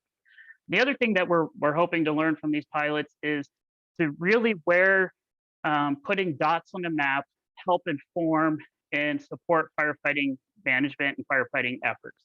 What we really don't want to get into is just putting dots on a map. We want to be able to say, if we were able to track these resources and it resulted in this action, or we were able to, as a dispatcher, knowing where my resources were, I was able to, dispatch to a fire more efficiently, or at least have a better idea of where things were at a given point. So really trying to get away from just the dots on the map. I can tell you last year we had a pilot in California where we did send out a lot of tracking devices. Really what that ended up being was a lot of dots on the map, because it basically became overwhelming. So we don't want to have that as our end result. These pilots, again, are learning opportunities. They're being conducted completely on a voluntary basis. And all the information that's collected is staying within the pilot. We're not sharing this information with research or anybody outside the pilot program itself. We have had requests, where we've had some people, well, we want to take your data and look at line building effectiveness, or how well this XYZ crew performed. And we said, nope, that is not the intent for this, and we have no intent for this. So all this information is being conducted on a voluntary basis, and it's staying within the program itself. to conduct these pilots, we're going to need your help. Where we are right now is we have some T&D modules on board to support us. We also have, like I said, we have the contract in place. We have the tracking devices all set up. Really, we're just waiting for a fire. Earlier, a week ago, there was the fire there in the Black Hills. I did reach out to Amy to see, what was going on there and if the fire itself was going to meet the criteria that we had, and made the decision not to deploy to that fire because we do have that check down of a go no go situation, and that fire ended up not meeting that go no go criteria. But we are ready to go for that if something does pop and it meets those criteria. We're also looking to know if you or any of your agencies currently have tracking systems in place, because part of our contract is to evaluate existing systems. We have a pretty large portfolio already built of known tracking systems that are out there.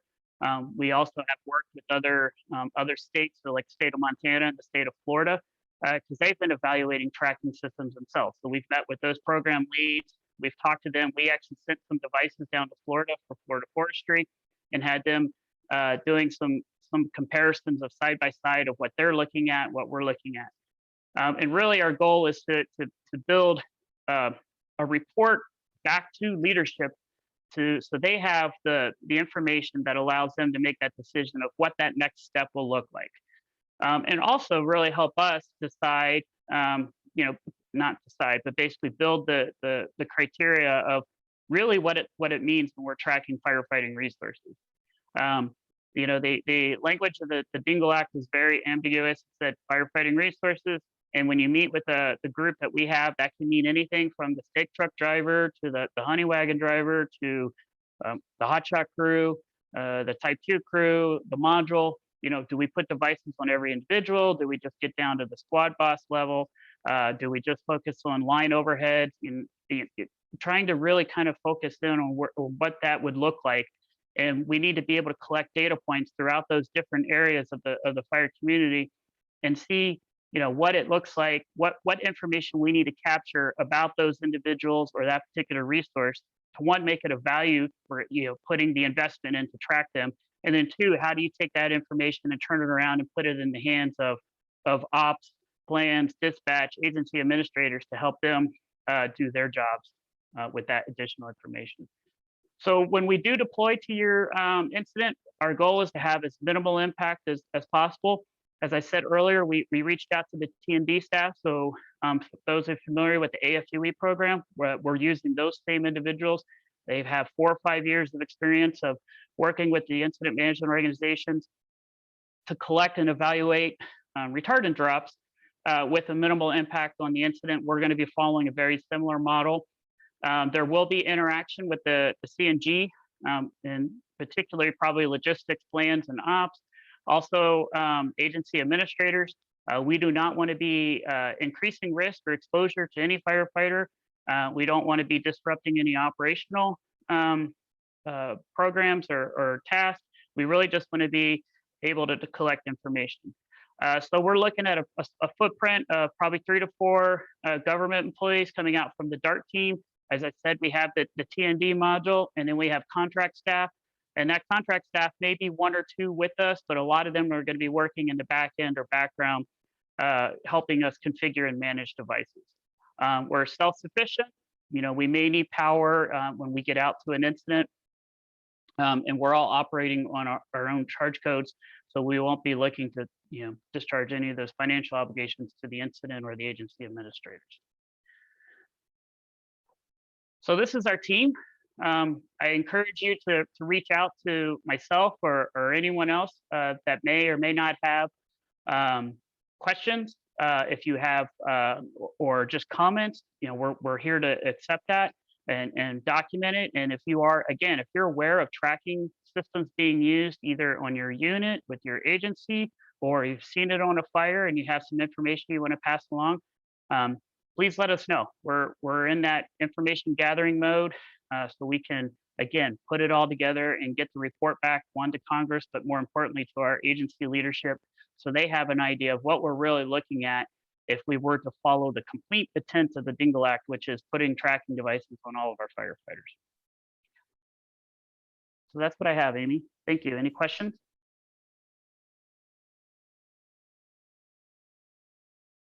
Does anybody have anything for Sean?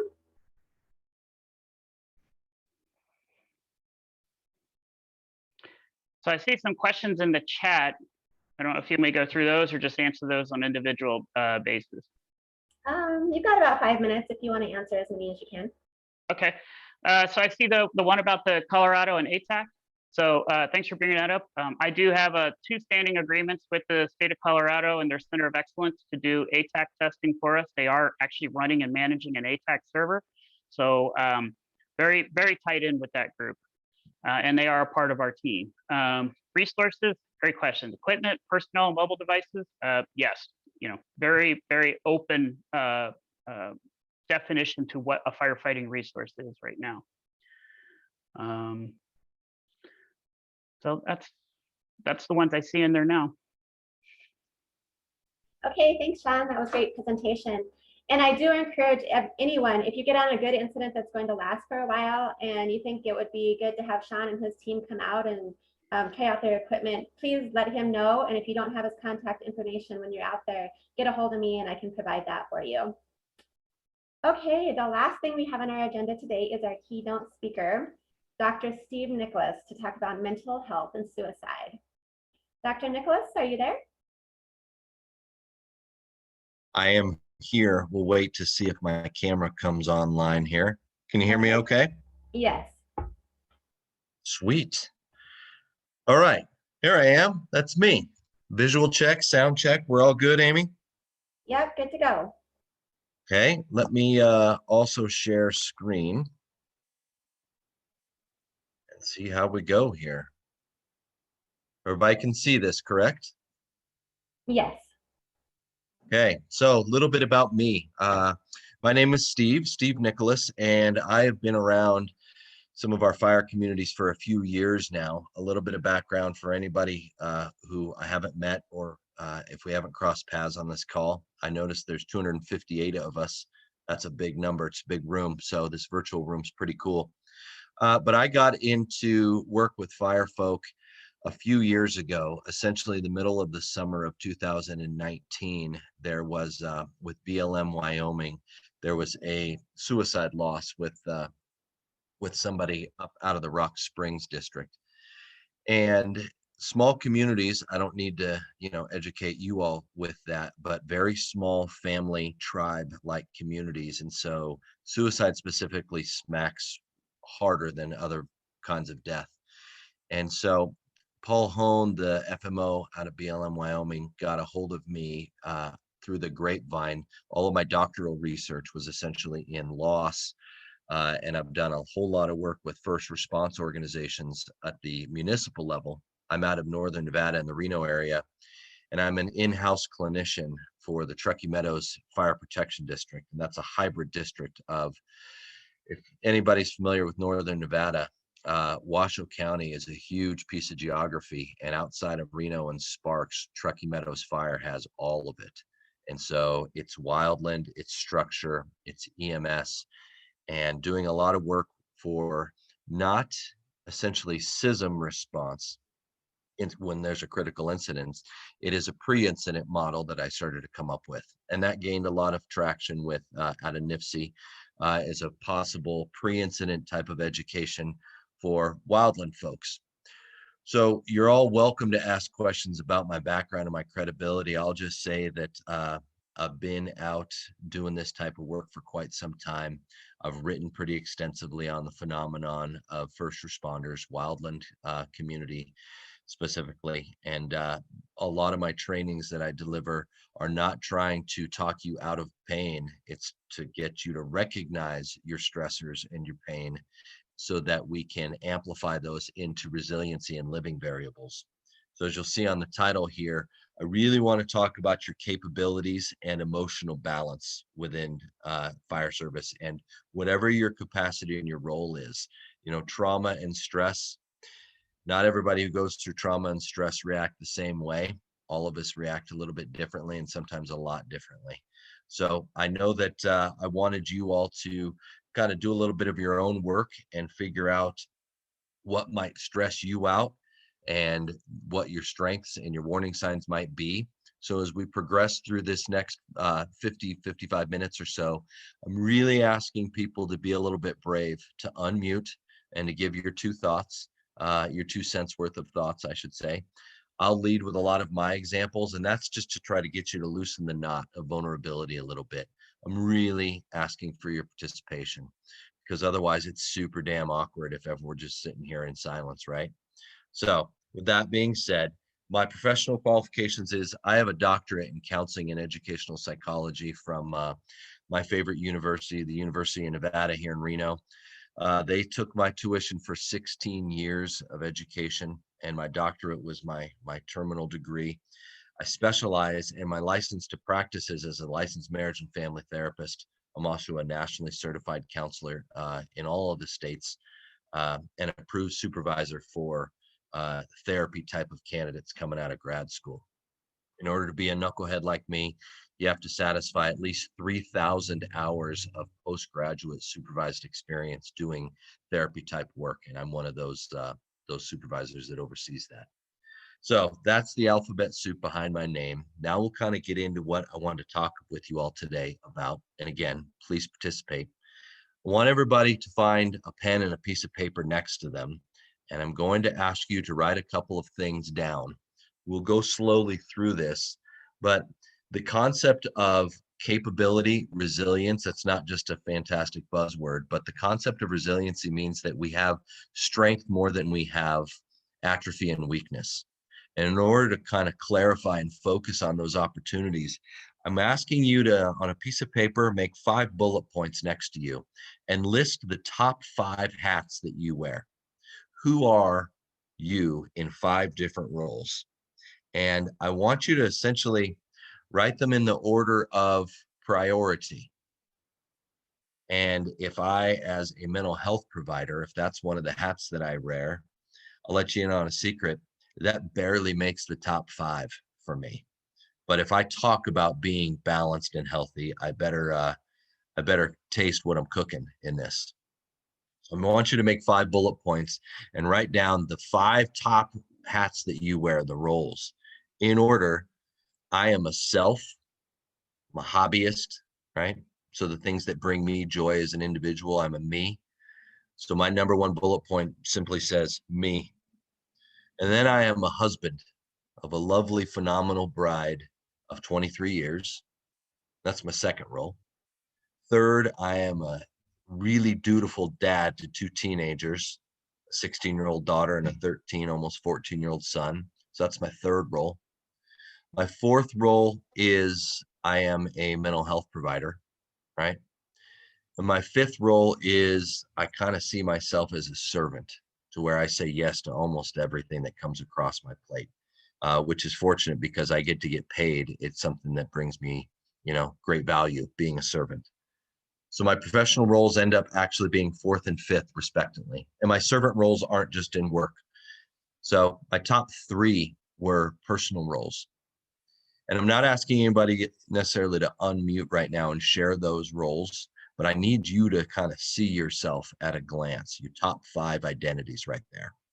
Because most people who start getting pretty torched and pretty burnt out, especially in the middle of a crispy fire season that is brewing together right now, you kind of lost sight of the hats that you get to wear outside of season.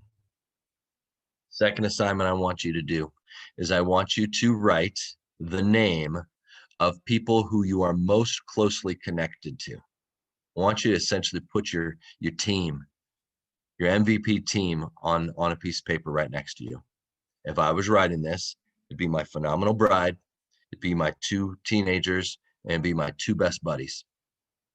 So that's a short list. I have a starting 5. It's my wife, my 2 kids, and my 2 best friends of 30 plus years. They know where the bodies are buried. The third thing is I want you to write one name. Who really knows you the best?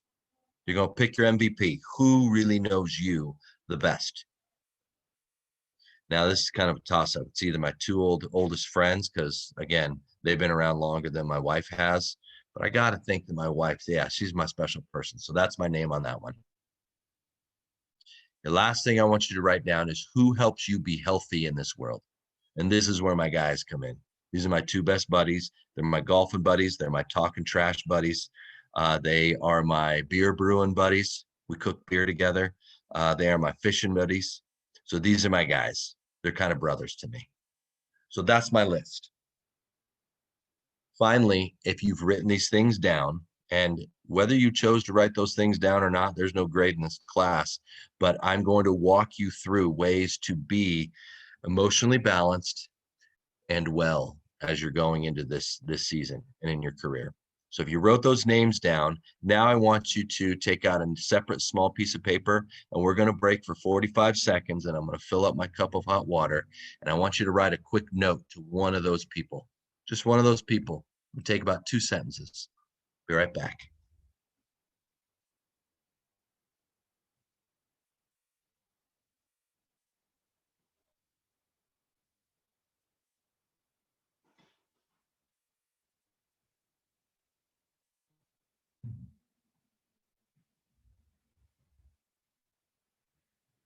So this is your grounding, focusing opportunity. If you can imagine being in the most stressed out mindset of a historic event or an event that is coming, the things that you just jotted down on a piece of paper, those faces, those names, those are your reality check. That you may not be okay in a moment, but you can be okay if you will really focus on who your people are, and not only the people you keep in your life, but the people who let you be kept in their lives. Think of it that way too.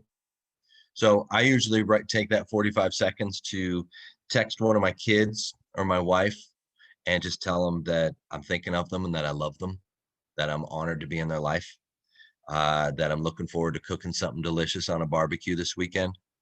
Or I'll text one of my boys and say, put some plans together to try to do something fun. So I need you to write those things down. I hope that you took the opportunity to write a quick note to one of those people, because this rippling effect of you putting your intent out there, it's real. And I'll give you a quick story on how real it is. I have a colleague in my group practice. I have a big private practice in downtown Reno. And one of my colleagues was having a tough time in her marriage. And she actually wrote a quick little love note to her husband. And she didn't give it to him. It was lost in a stack on her desk.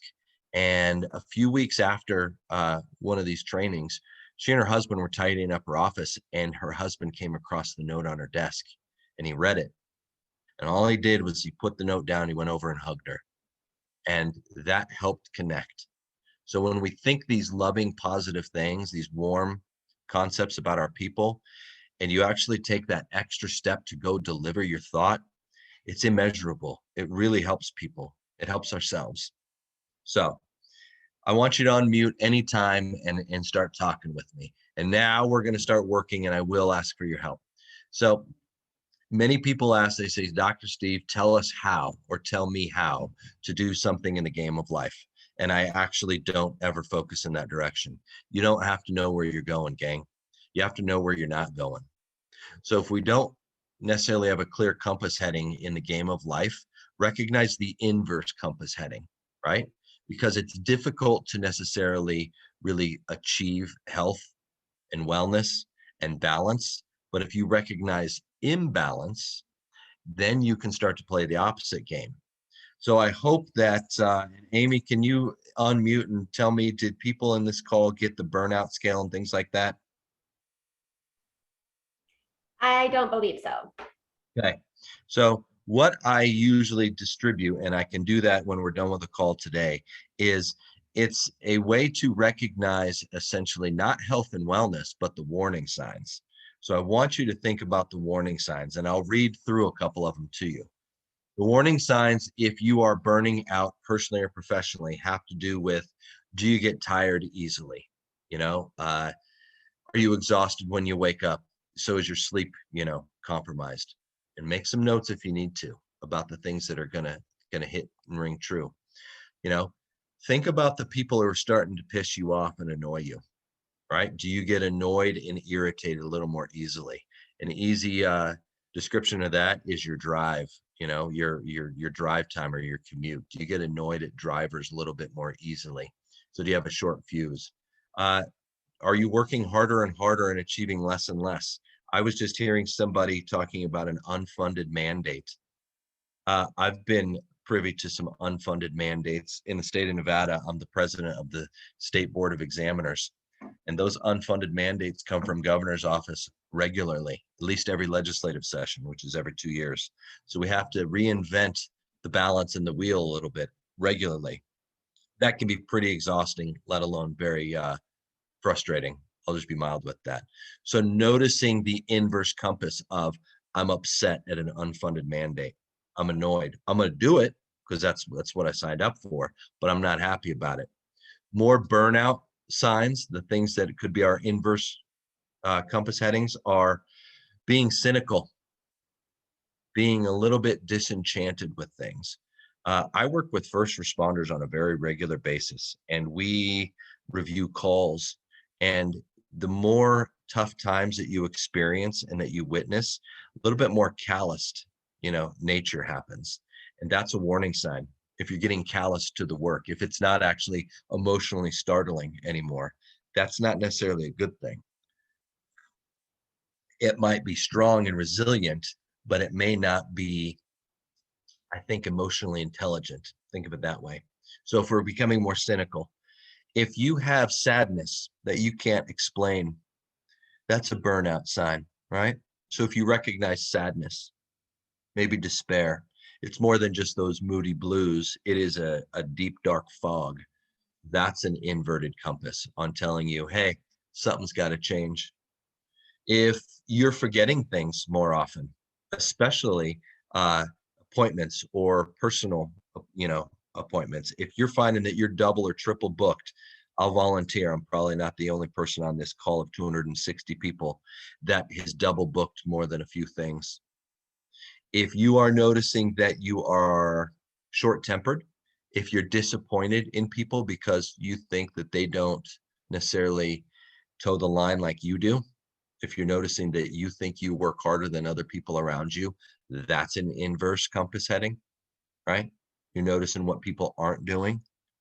If you are forgetting your correspondence, if you have forgotten to call mom or a loved one in a long time just because maybe you don't have the emotional ability to, that's a burnout. If you are hurting, if you think on a very physiological level, body inflammation, headaches, muscle aches, joint aches, those are signs of your body trying to say, hello, take a seat, breathe, have something nice to eat, recreate. So those inverse compass headings. If you are, you're not able to laugh anymore. I know we had a holiday weekend for some this last weekend. If you didn't find that it felt nice or that there was that community feel, that's a warning sign. I get to be the shrinkologist and talk a little bit about sex, right? So if you notice that sex seems to be elusive or more trouble than it's worth, I know a lot of you are muted out, so hopefully some of you are giggling a little bit, but think about that. Sex is more trouble than it's worth. That's an inverse compass heading because you're losing on something there. And then finally, if you notice that you're introverting more, if you find very little conversation, if kind of basic conversation annoys you, that's a compass heading. So there's a scale that I can send out to Amy when we're all done that you can apply to yourself. It's a burnout scale, and it covers a lot of these concepts. And it'll also show you a score that is more noticeable than not. And I know out of a possible 65 points, the higher number being bad, I know that today I'm at a 21 out of 65. So I'm okay, but there are some things to pay attention to. Most notably, my cynicism and my agitation. I'm starting to get rather annoyed at people who I think are doing simple things that they couldn't or shouldn't be doing, right? So will anybody be brave enough to unmute and try to acknowledge some of your warning signs, some of your inverse compass headings?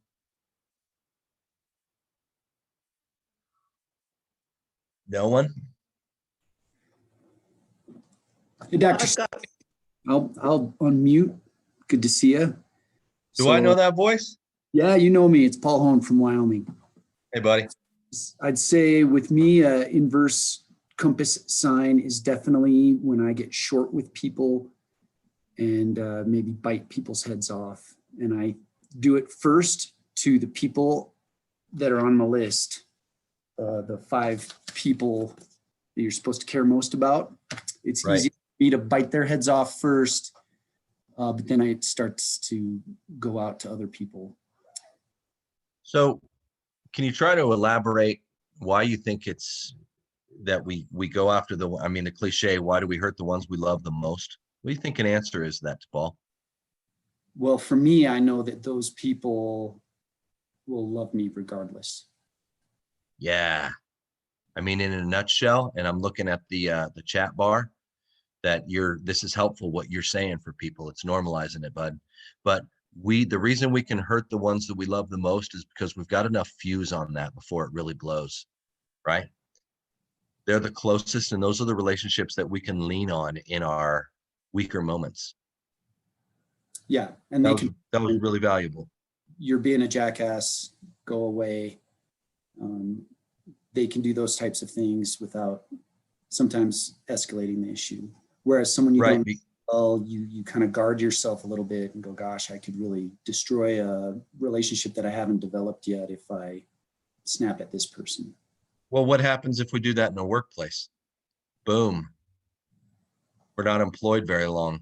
What happens when we do it with some friendships that aren't deeply rooted? You don't have friendships that are deeply rooted. But when we do that to our closest loved ones, it's going to take a lot more to fracture those relationships, right? So when we are playing nice and we are minding our manners, it means we're probably stuffing away our burnout signs. And yes, Jason, I will get that list of burnout signs here when we're done, so that you can all take this little quiz yourself. And it ends up being your own treatment plan on how to tend to yourself. So if you think about biggest fights that happen to a couples counselor, you're all going to giggle here in a minute. The majority of fights are set off for 2 reasons. One, because I work with a lot of first responders, a lot of firefighters. Imagine when somebody who is IC in their profession, they go home, they ain't IC at home. And when they see a stack of 3 cereal bowls on the side of the sink, they lose their mind. Right? Because all of a sudden that was the one little event that was the tip over of stress. They've been holding it together and they've been awesome, and the world needs that. However, your family members really don't necessarily deserve that and need that. The most common fight happens with, and I quote, "What would you like for dinner tonight?" That is the number one fight. What do you want for dinner tonight? Because so many of us, I'm going to join this, we get decision fatigue. We get all out of decisions to give, right? And so when we are fatigued and we are forcing it together on the job or on a 14-2, if you're on a set, you can't get pissed off at dishes. You got to be awesome. So decision fatigue is when we go home and your sweetie pie says, "Hey, love, what would you like for dinner?" Boom, you're all out of decisions. So here's your secret weapon to that. Just say pizza. Okay? Pizza, something, throw down, and just don't make it a decision. Make it an answer. So your inverse compass headings. And yes, I will get this burnout scale out there. In fact, Paul Hone, since you were so helpful, I think probably somewhere in your interwebs or your emails from me, you might have that burnout scale somewhere. And if you do, you'd be a gem if you could send that out to everybody while we're doing this. Yeah, let me take a look for it, Steve. Otherwise, I can minimize it and send it to Amy right now.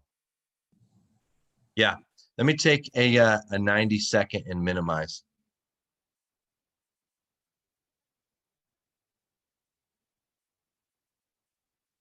Now you're going to see all my email. I'm going to stop sharing for a brief pause. And I'm used to Microsoft Teams, not Zoom, but is there a way for you to just copy and paste it into the chat right here? Little file button I see. Well, that would just be really intelligent. There is a way to do that. This is James Wheeler, your production folk. I've got a file icon in the lower corner. Do you see that? Lower Yes, I right? do. Yeah, you click that, you can attach that and it'll send it out to the participants in this room real time. Working on it.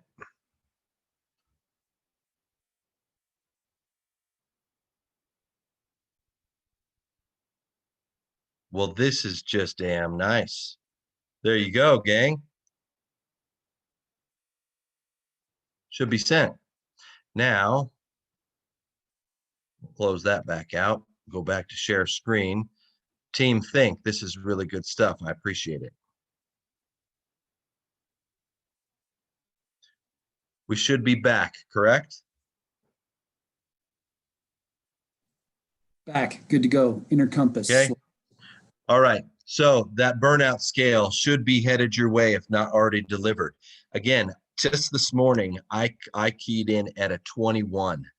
So that's not super alarming until it becomes alarming. So check yourself, gang. I'm going to walk you through Charlie Brown theory. This is something I talk about regularly.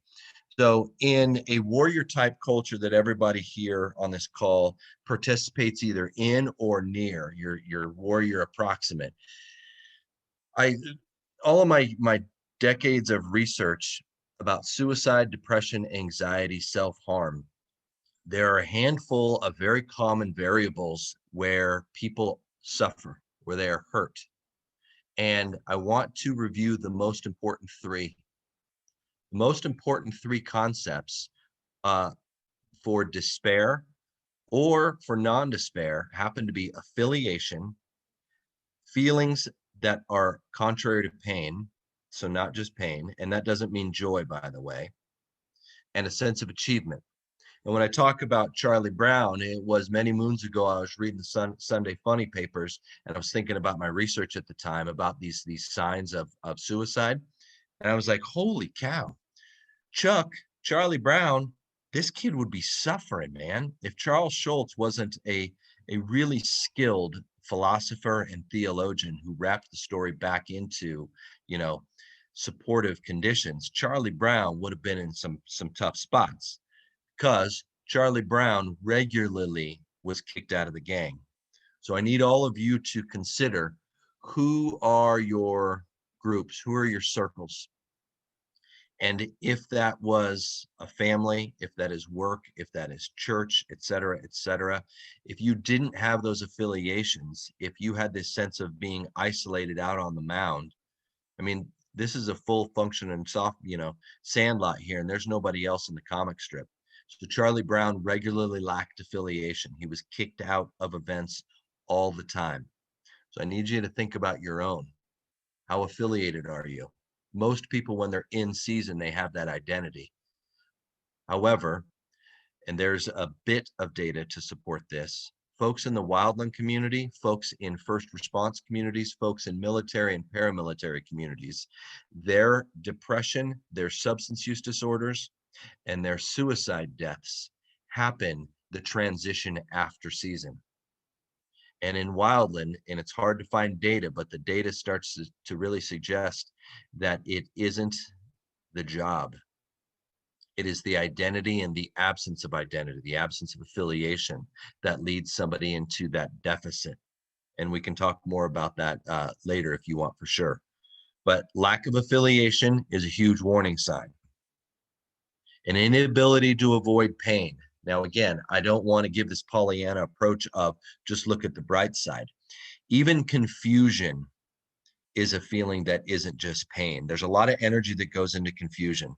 There's a lot of energy and ability that goes into anger and irritation, agitation. So it's not just love, it's not just joy. It could be interest, right? But if you only knew pain, that would be really scary. That would be a dark mindset. So if you didn't have a sense that you had affiliation, you had your circles, you had your tribe, and you only thought that you perceived pain, and finally, you didn't ever get the win, that'd be a pretty tough mindset.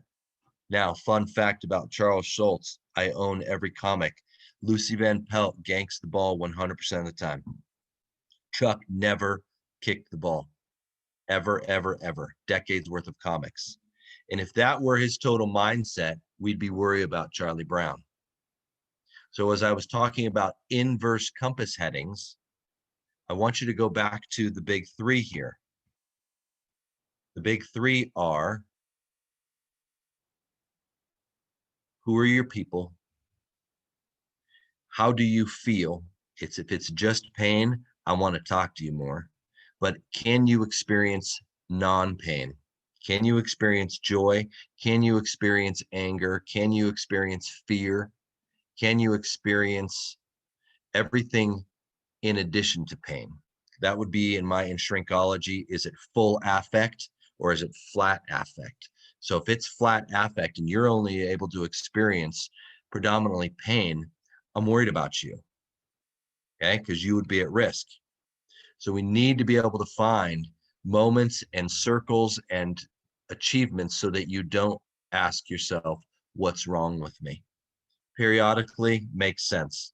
I asked that question too. And I can sure as heck tell you that I sympathize with Charlie Brown just screaming up at the heavens, ugh. In the cartoons, he would exclaim that regularly, ugh. So the big three concepts to a not only a suicidal mindset, but a non-suicidal mindset. So a mindset that really searches for capability and balance. That's affiliation, that's non-pain, and that's achievement.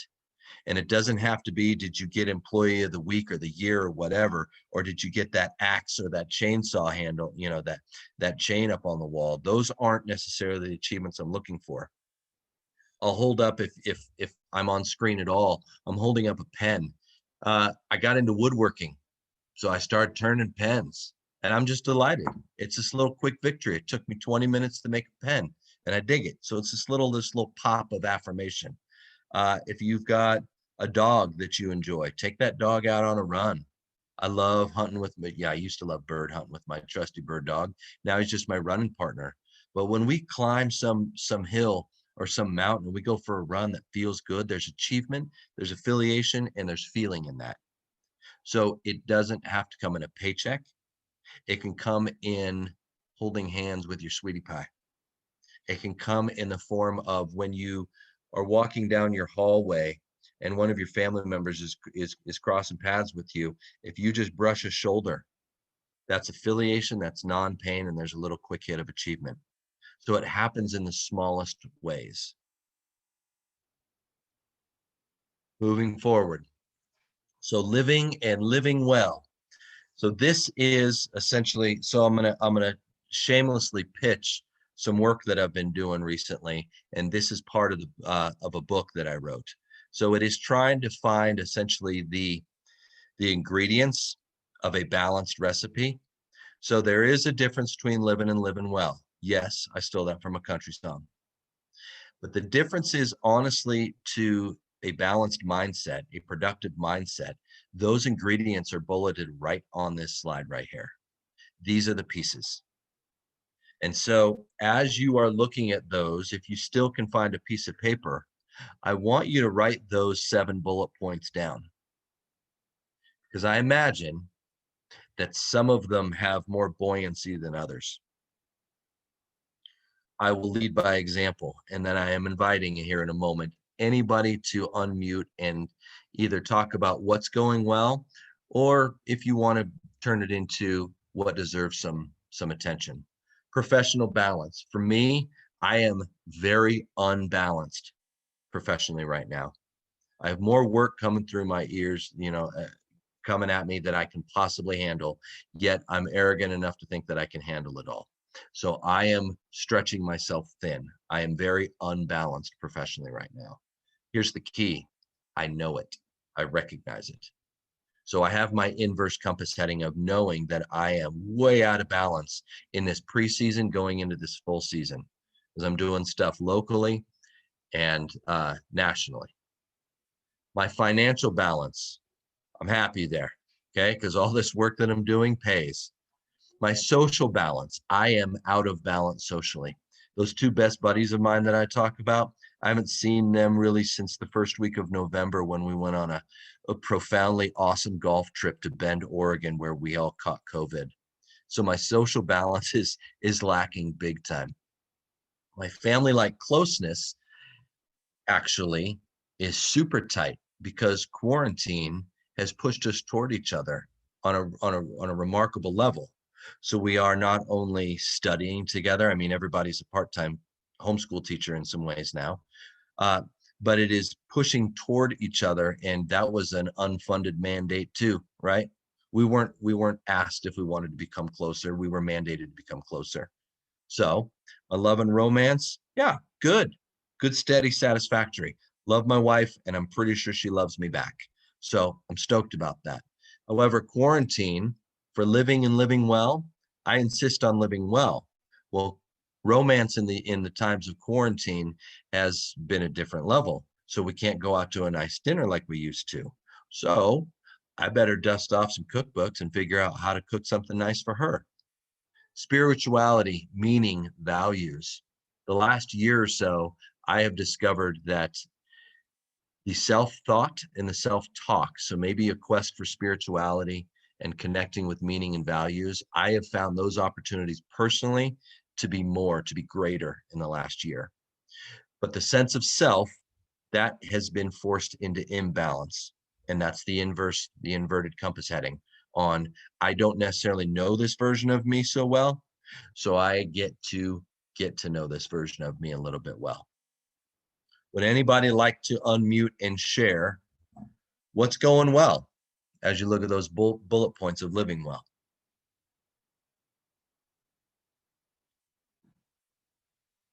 Come on, somebody besides Paul Hone.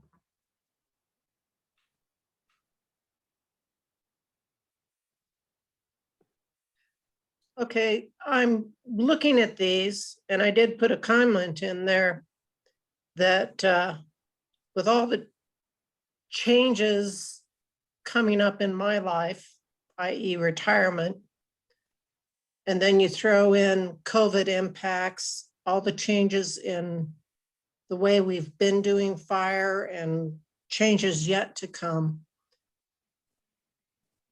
It suddenly reminded me of something another counselor had told me once about, your life is like a mobile.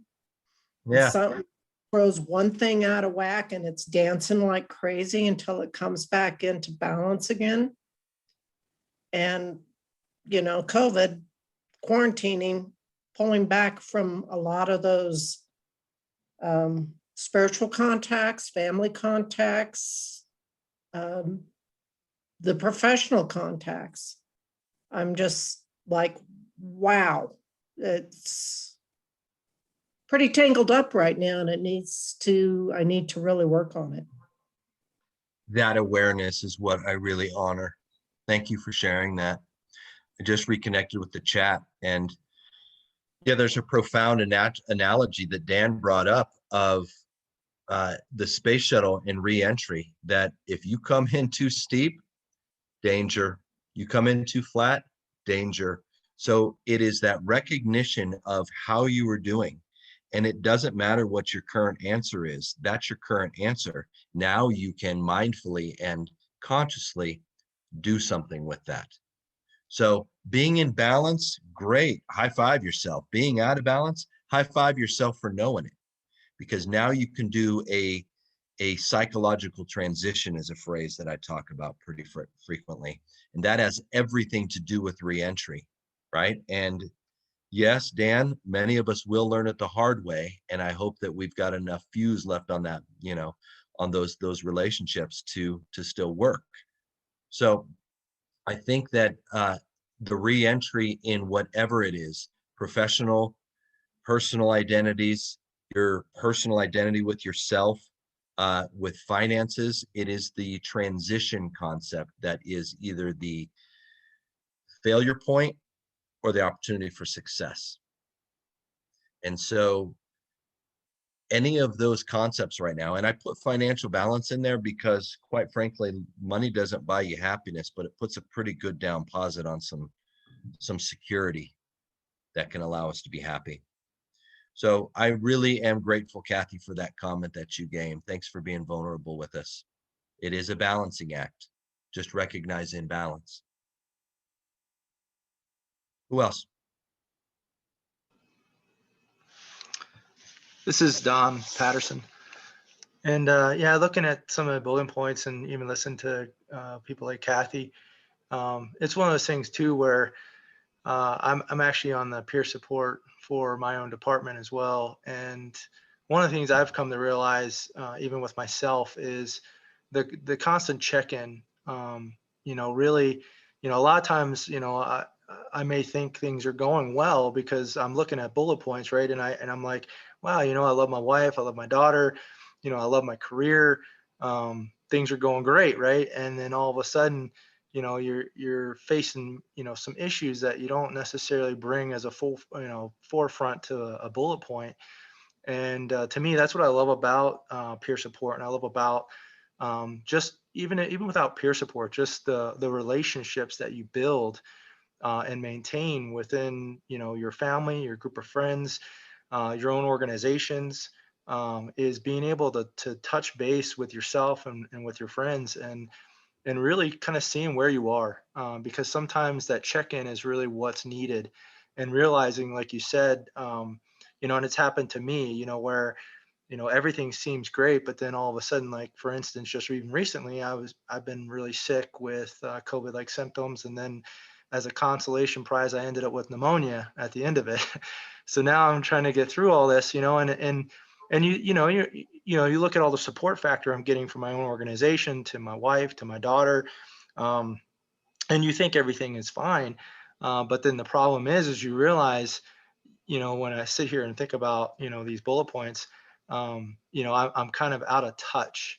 I'm not fully engaged, because I've been off, I've been sick.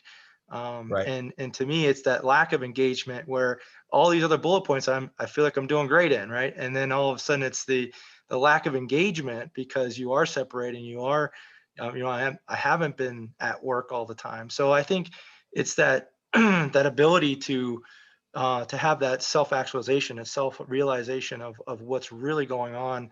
And I think that's in the importance of those relationships as well, because those people see it, and they're involved with it continually, so that they can kind of see what's going on with you sometimes. And they can go, hey, I know you're saying you're fine, but man, if I was in your position, I wouldn't be okay right now, and Love it's that, coming to Don. that Yep. realization, and I think it took for me, my daughter coming up to me, probably a week ago saying, hey, Dad, I mean, how you doing today? And I'm like, yeah, Dad's doing pretty good. But then all of a sudden she's like, you haven't really said much, and then all of a sudden you realize, like, I haven't.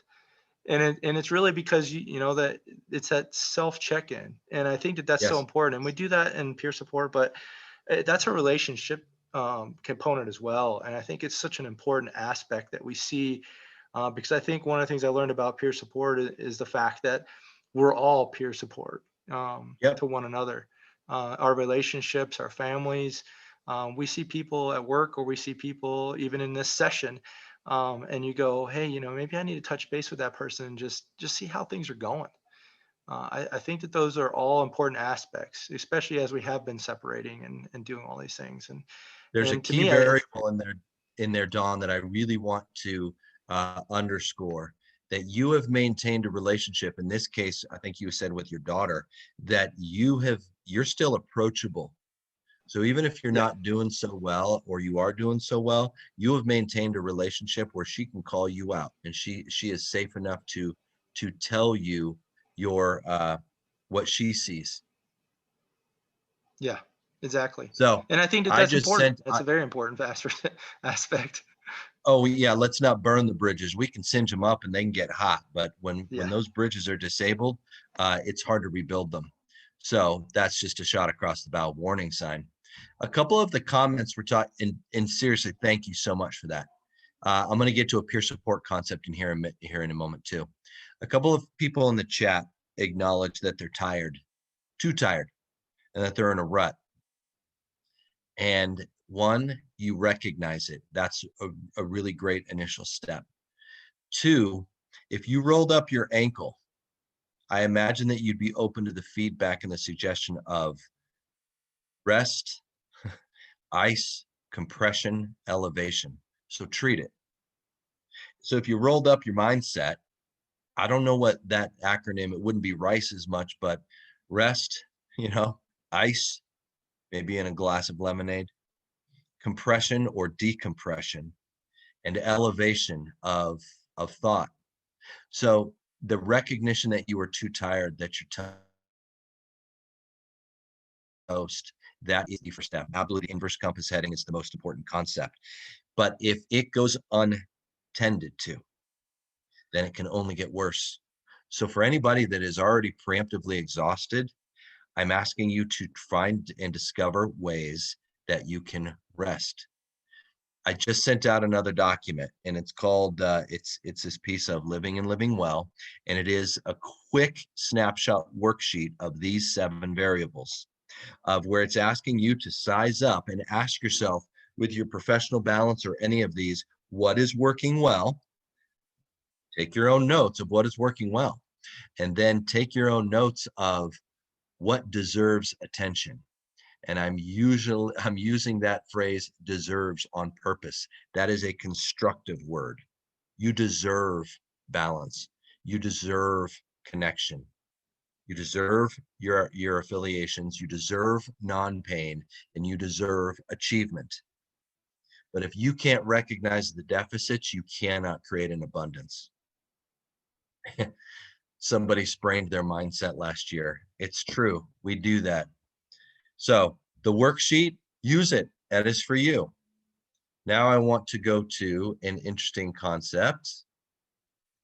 This is some more work that I've been working on recently.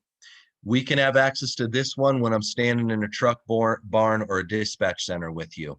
So this is my take on how we take those variables of affiliation, of non-pain, of achievement, and we combine them with the living well concepts. And so on the left-hand side of this slide, and I will find a way to get it to you all, but I usually do it in person. So that's my pitch to fly me out to your neck of the woods at some point. But the left-hand side of this is the one-on-one, the you versus you size up. And if you ask yourself those questions, it does not matter what your answers are. It just matters that you're asking yourself the questions, that you're sizing up, right? Notice none of those questions are why questions. They are what and how questions. And the reasoning behind that, this is why I'm the shrinkologist, is there's actually a fair amount of research and understanding that why questions are really painful. So, story that I say that I walked into my now 16-year-old daughter's room, there was a pile of clothes on the floor, and I said, honey, why is there a pile of clothes on the floor? She immediately is backpedaling on the defense of, oh, well, I just, she felt the need to explain herself as if she shouldn't have a pile of clothes on the floor. I caught my misstep pretty quickly. I said, honey, hold on a second. What's up with this pile of clothes on the floor? What is up with this pile of clothes versus why is there a pile of clothes? She then said, oh, well, I was putting those together for goodwill. So a what question? Hey, why haven't you gotten me your TPC report versus what's the timeline on the TPC report, or what's the story with it? It will elicit a completely different reaction within you when that's coming from somebody else. But when we ask ourselves these questions, why didn't I do that? Why didn't I go for a run this morning, right? Why didn't I, think about my retirement plan this last year? Why haven't I fill in the blank? You're already shaming yourself. So when you size yourself up with a what or how, you've got a building opportunity. And that's how you can increase your capability and your ability rather than figure out how to unshame yourself first. So asking yourself, what is your future vision, allows you to start daydreaming a little bit. Why haven't I thought about, this summer? Well, now you have to go through your shame to figure out what could the summer look like. So I will ask you guys, and that's what figuring out your inverse compass headings is all about. You don't have to know what your answer is. You have to ask the question. So now I want to, on the right side of this slide, I want to talk about peer support. So my dear friend, Battalion Chief Derek Reed, he's with the Truckee Meadows Fire and Protection District here in Reno. He and I work very closely on some of these initiatives, and we came up with an LCES concept with peer support. And it is as follows. We look out for each other, but when we see something, we investigate. Pretty straightforward with laces here. We communicate, but we don't communicate with, hey, how are you doing? Because folks in the type of professions that you're in, you're not going to answer truthfully. To a strong-minded, strong-willed type of person, a almost like hyper-masculine type of culture, and that's what people in your service are, you will not answer truthfully. If I asked you how you're doing, you're probably going to say, I'm doing all right. Maybe you'll divulge that you're a little bit tired, right? But you won't talk about the fact that your marriage might be failing and that scares the hell out of you. You might not talk about being worried about your kid who's been cooped up homeschooling for the last year. You might not talk about an ailing relative. You might not talk about your job insecurity. You might not talk about your chronic pain and the fact that you buy ibuprofen in bulk from Costco. So when you are challenging and talking with somebody, real peer support actually makes statements. It validates and it empathizes and it confirms because we care. So we're not going to ask how you doing. We're going to state, we're going to tell your brother and sister, hey, you don't seem like yourself today. You haven't been talking like you usually do, right? It doesn't say why, and it doesn't ask too many questions. It validates in a real peer support model. We provide escape routes of trust because when those are there, they're going to come with you. And it takes a little while because so hopefully we can create some sort of safe emotional zone instead of a CISM response deployment site. So here's the philosophy on how I think that our culture should shift. It is not in question, will you have your brother or sister's back? Everybody on this call and everybody who you work with will have your back. The question here is, will you allow them to have your back? So real peer support is, I got your back and I'm going to let you have mine. I'm going to let you love me back. That means that we're going to be vulnerable and that we're going to be on the level, if that makes sense. So getting toward my shameless pitch. Ideations of living versus ideations of dying or ideations of atrophy. In first response and in mental health, we have been taught to identify suicidal ideations. And that just rolls my stomach because we've been asked to look for the warning signs and try to fix the problems or the warning signs. And I get it, right? Where there's fire, let's go fix and put out fire. Where there's problem, let's go tend to the problem. But along the way, we forgot about prevention and maintenance. And I know everybody on this call gets that. So living ideations are in these four type of domains. Let's keep figuring out what we're interested in and what we like to do. Let's keep figuring out what brings us confidence and ability, what grows our sense of self. Let's keep playing, celebrating, and working hard. And let's keep asking and sharpening our clarity and our focus. I'm going to read something to you. Story time with Dr. Steve. It's titled, This Is Not How I Go. In 2003, the motion picture Big Fish begins with a young boy, Edward Bloom, and his friends creeping up to the fence line of an old woman's house. She was rumored to be a witch who wore a patch over a glass eye. And if you looked into it, you would catch a glimpse of how you died. Skeptical, Edward boldly approached the door and encountered the woman. When he asked to see her eye, she lifted her patch and allowed him to see his death. The movie unfolds with many tall tales that stem from Edward's comfort in knowing this is not how I go.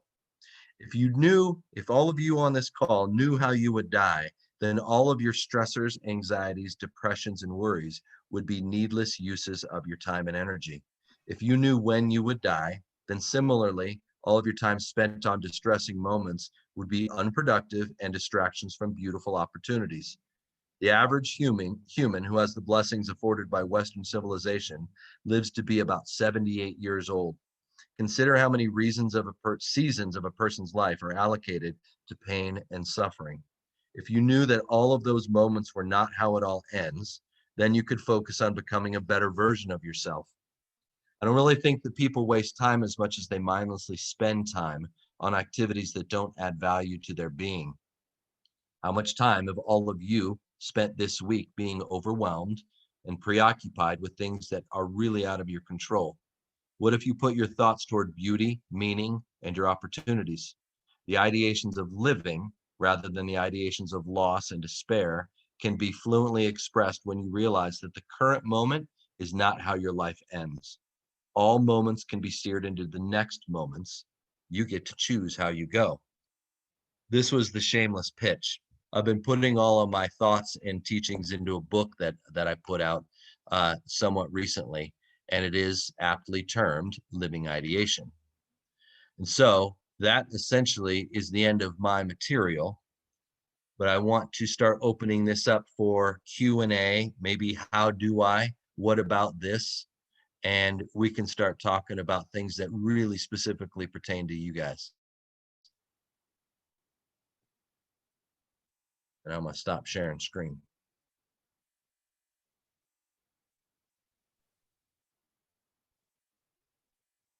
If anybody has any questions or comments, feel free to unmute your mic and share those. And if you would like to just add them to the chat, you can do that as well. Yeah, these chats are awesome.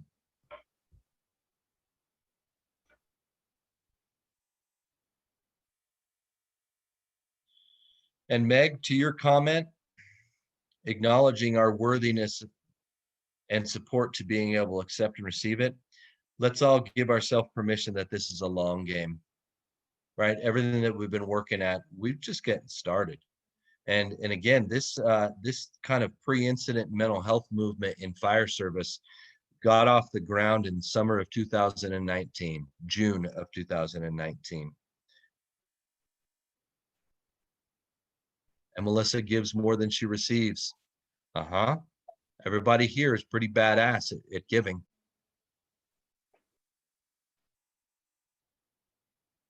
The book kind of alludes to warrior culture, Dan, because the book talks about the stigma of mental health has always been shame and tough. And that is perfectly backwards. Because if you think of that Charlie Brown theory, if you were always consumed with pain, emotional and physical pain, and you weren't able to effectively talk about that, that'd be a broken concept. And therefore, alleviating that pain, sometimes with alcohol, death, depression, is the only option.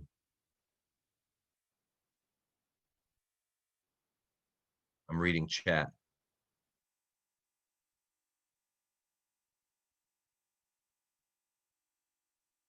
Yeah, our paradigm shift is that pain is not weakness, pain is pain. There are not certain emotions that are better than the others. They're just emotions. So if you are feeling angry versus feeling grateful, okay, that's just a statement of what you've been feeling. So there are not emotions that are better than others.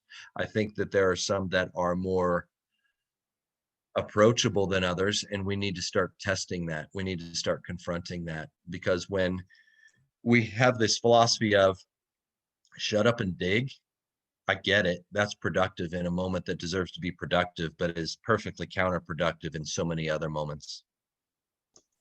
Hey, Steve, this is Jason Reynolds. Yes, sir. Earlier, before your presentation, we talked about a major change coming up in how we do business, with some of it going virtual and having a pool of people. And one of the things that this brings to light is the relationships piece of that, where there are people on this team or these teams that have been together a few years or decades, and those relationships are strong and deep.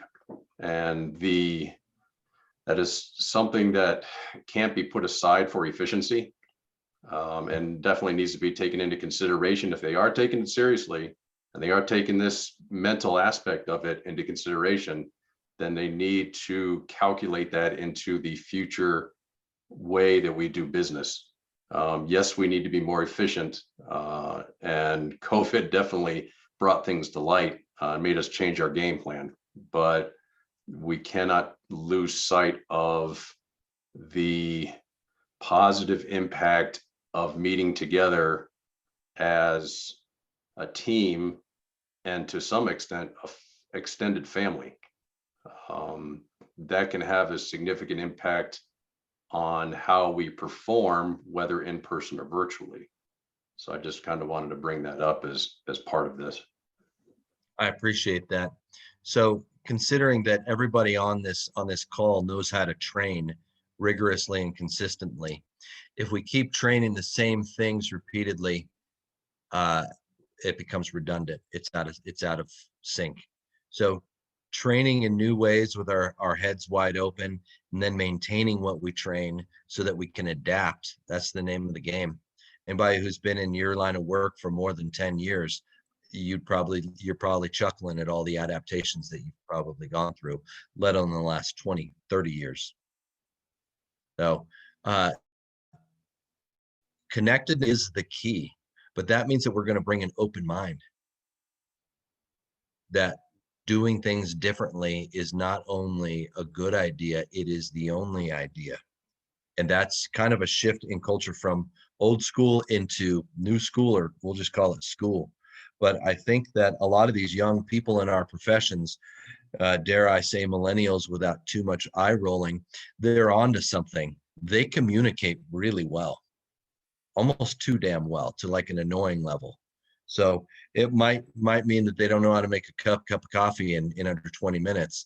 But the concept of we talk on a regular basis and we decompress and we adapt to what deserves to be tended to now, not in our personal lives, not just in our professional lives, in all of it. Because some of these comments are talking about the overlap. Yeah. Your professional tribe and your personal tribe are probably pretty close sometimes. Anybody else? Trying to keep you on schedule. We have 3 minutes on the clock.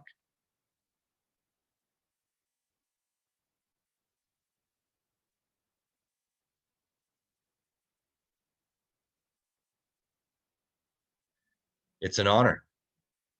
I appreciate being invited here today. I'm not that hard to find. And if I can be of service in the future, again, I would be most honored to do so. Amy, anything left for us today? I think we could probably visit for hours with you, but like you said, that's about all the time we have today. Thank you so much for joining us. That is, I think that hit home with pretty much everyone on the team. So great topic for sure. Thank you so much. Let's stay connected, gang. Stay safe. We'll see you other round. Thanks. Bye. Okay, so a few last things to cover before we end this call. The URL will be the same for the meeting tomorrow. So just copy and paste it in just like you did today. First thing in the morning, we will all be in the same breakout or the same room again for the first half hour of our session. So just plan on seeing everybody again for the first half hour. And then we will be transitioning to our breakout rooms. It's important that you join the meeting 20 minutes early tomorrow and also put your section next to your name so we can make sure we get you into the right section for your breakout rooms. And I think that's about it for today. Does anybody have any questions before we conclude the meeting?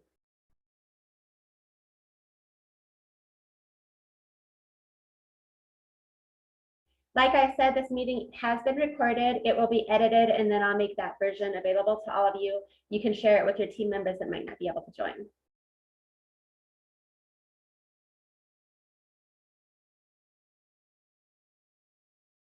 Okay, well, I think that concludes our meeting. Then if there are no questions, we will see you all back tomorrow. Thanks. Have a great day.